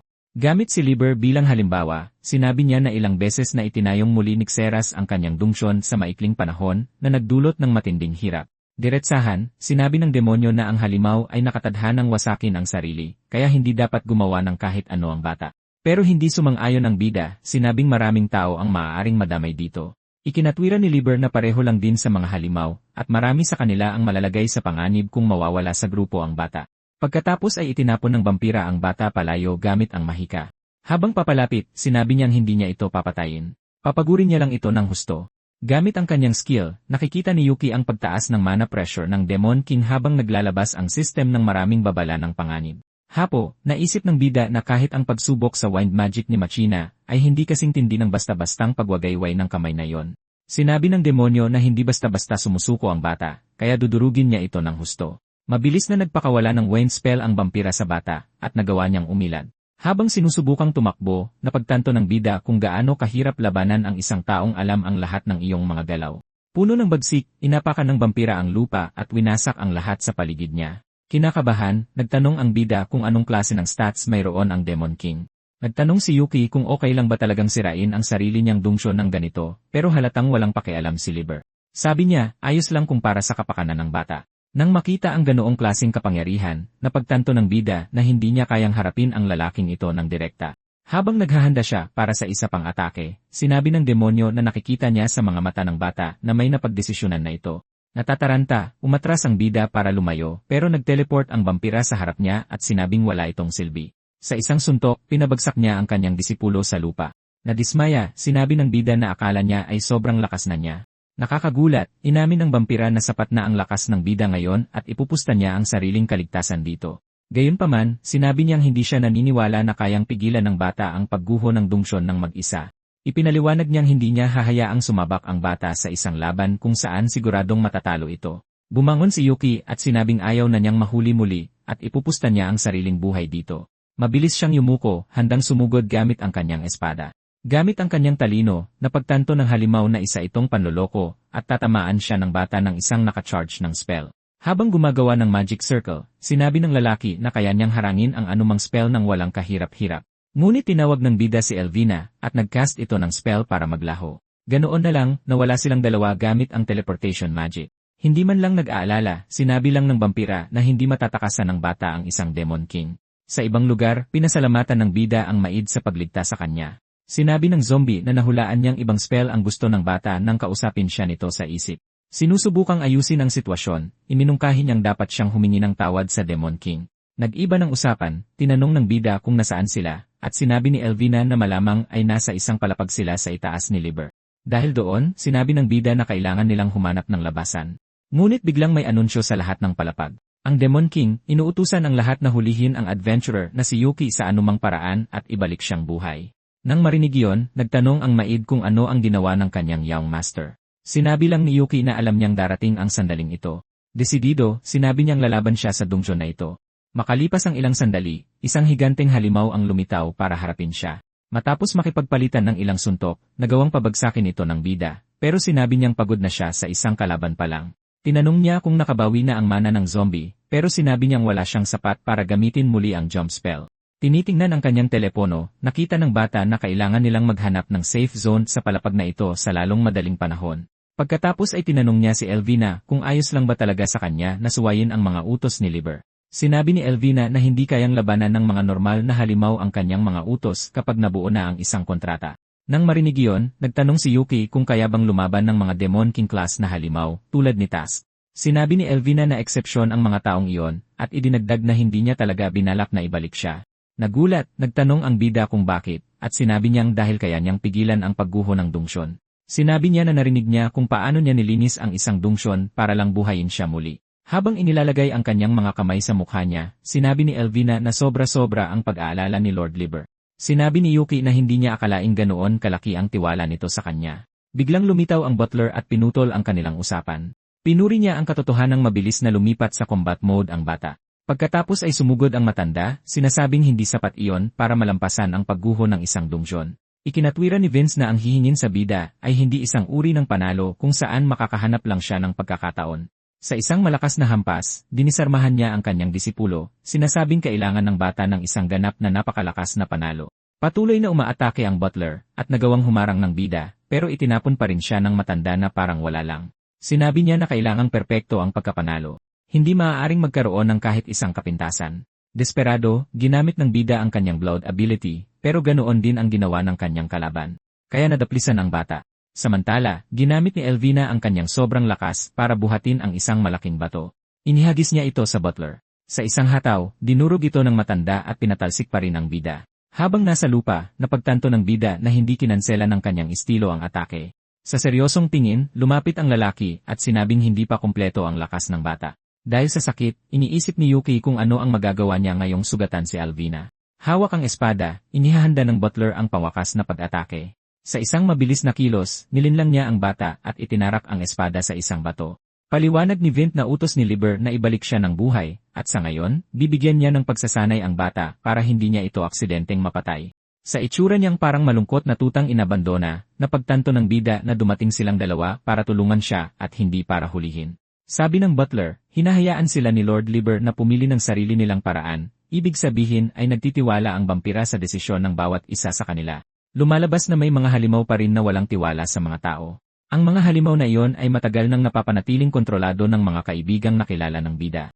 Buong tikas na sinabi ni Vince na kailangang magmadaling mag-mature ang bata para sa kapakanan ng dungeon na ito. Determinado, tinanong ng binata kung kaya nang tumayo ni Alvina. Sinabi niya sa paslit na maghintay hanggang maayos ang kanyang braso. Sabi ni Yuki, handa na siya para sa pagsasanay na ito na halos katumbas na ng pakikipaglaro sa kamatayan. Sabi ng butler, magandang pananaw iyan. Pero idinagdag niya na kung hindi kakayanin ng bata ang pagsasanay, dadalhin siya kay Lord Liber. Kaya tinanong ng bida kung ano ang kailangan niyang gawin. Na may nakakatakot na tingin, sinabi ng butler na kailangang mag-level up ng bata. Kailangan niyang magpatuloy hanggang sa makagamit siya ng maraming summon ng sabay-sabay. Naguguluhan, sinabi ng bida na sa ibang dungeon lang siya pwedeng mag-level up. Sabi ng butler, tama siya pagdating sa mga raw stats. Pero iba ang mga skill. Ang karanasan sa laban ay maaaring magpalakas sa mga ito. Paliwanag ni Vint na ang layunin ay itaas ang level ng summoning skill ng bida. Para mangyari iyon, kailangang itulak ng bata ang skill na iyon sa sukdulan nitong limitasyon. Pagkatapos ay ibinunyag ng lalaki na nagdala siya ng grupo ng mga halimaw mula sa dungeon para tumulong sa pagsasanay. Nagpakita ng pasasalamat ang mga halimaw sa binata sa pagbuhay sa kanilang lahat, at nandoon din si Mai, tumutulong sa pisikal at mental na paggaling ng mga halimaw. Sinabi ng matanda na ito na ang pinakamataas na dami ng mana na magagamit nila para sa pagsasanay ng bata. Pagkatapos ay tinawag niya si Machina, na nilinaw na ayaw niyang tumanggap ng utos mula sa matanda at ginagawa lang niya ito para sa binata. Sinabi niyang ipapahiram niya sa kanya ang isa sa kanyang mga pinakapambihirang reference book. Pagkatapos noon, na-teleport ang bida sa isang training space, tulad noong nakaraan. Paliwanag ni Vint na ang 3 oras sa totoong mundo ay katumbas ng 3 araw sa loob ng training space na yon. Sabi ng butler, wala na silang gaanong oras. Nakangiti, sinabi ng bida na yon mismo ang kailangan niya. Habang hawak ang kanyang espada, sinabi niyang ibibigay niya ang lahat ng kanyang makakaya. Sumugod siya diretso sa mga halimaw para sa isang direktang labanan. Habang lumalaban, naaalala niya kung paano niya kinamuhian noon ang lahat ng halimaw dahil sa lahat ng nangyari sa ampunan. Ngunit inamin niyang nagbago ang lahat matapos siyang makipagkontrata kay Liber at mailigtas ni Elvina at lahat ng iyon. Bigla na lang, isang malakas na suntok ang pinakawalan ng bida sa isa sa mga halimaw. Nagpatuloy siya sa pagsasanay, iniisip kung paanong isa lang siyang Frank na ngayon ay gustong pigilan ang pagguho ng dungeon. Sa isang pagkakataon, ipinatawag ng bida ang maliit na paniki para gamitin ang skill nito at pinakawalan ito sa mga halimaw. Makalipas ang ilang sandali, sinabi ng headmaid sa isa sa mga halimaw na baka hindi niya ito magamot ng tuluyan sa pagkakataong ito. Sabi ni Vince, ganap nang na-master ng bata ang skill na yon at humusay na rin bilang isang espadatsin. Pagkatapos ay sinabi ng matanda na kailangan na niyang seryosohin ng kaunti ang laban. Dahil doon, sumugod ang butler sa bata. Sa sandaling iyon, naisip ng bida sa kanyang sarili na gusto niyang protektahan ang mga tao at halimaw. May di matitinag na kumpiyansa, sinabi niyang kailangan niya pang lalong lumakas, at hindi siya maaaring tumigil sa isang lugar na tulad nito. Pagkaraan ng ilang sandali, bumalik ang bida kay Lord Liber. Tinanong ng Demon King kung natakot na ba ang bata sa kamatayan, sinasabing hindi ito bagay sa kanya. Pagkatapos ay sinabi ni Yuki na naparito siya para makipagkasundo. Sinabi ng binata na noon, sinabi niyang gagamitin niya ang mga halimaw para sa kapakanan ng sangkatauhan. Ngunit ngayon, ibinunyag ng espadatsin na gusto niyang protektahan ang mga halimaw at tao. Lumapit siya at iminungkahing ulitin ang kontrata na may mas pantay na mga tuntunin. Sabi niya, hindi niya sasayangin ang kanyang buhay, at poprotektahan niya ang mga tao at halimaw. Nang marinig iyon, nagsimulang tumawa ng may pang-uuyam ang lalaki. Galit na galit, sinabi niyang isa lang spoiled brat ang bata na sinusubukang makuha ang sariling makasariling hiling, tulad noon. Nag-aalab sa galit, nagbabala ang Demon King na mawawala sa bida ang lahat kung magpapatuloy siya ng ganito, ngunit tumanggi ang binata at sinabing hindi niya hahayaang mangyari iyon. Walang anumang takot, nilapitan ni Yuki ang Demon King at hiniling na gamitin siya nito. Sabi niya, gagamitin niya ito para pigilan ang pagguho ng dungeon. At sa pagkakataong ito, sinabi ng binata na gagamitin niya ang vampira hanggang sa sukdulan. Inabot ang kanyang kamay, sinabi niyang poprotektahan nilang dalawa ang anumang gusto nilang protektahan, at ito ang magiging bago nilang kasunduan. Matapos marinig iyon, naisip ni Liber na ganito rin ang paraan niya ng pagbabanta sa mga tao noon. Habang tumatayo, sinabi ng lalaki na interesante ang tratuhin ng ganito, at napansin na talagang nag-mature na ang bata. Sa gulat ng lahat, tinanggap ng Demon King ang kamay ng bida para selyuhan ang kasunduan. Nakangiti, sinabi niyang tiyak na may matibay na plano ang binata dahil hindi opsyon ang pagkabigo. Tiwala sa sarili, sinabi lang ni Yuki na mayroon siyang plano, at ipapakita niya sa kanila kung paano gamitin ng tama ang isang Demon King.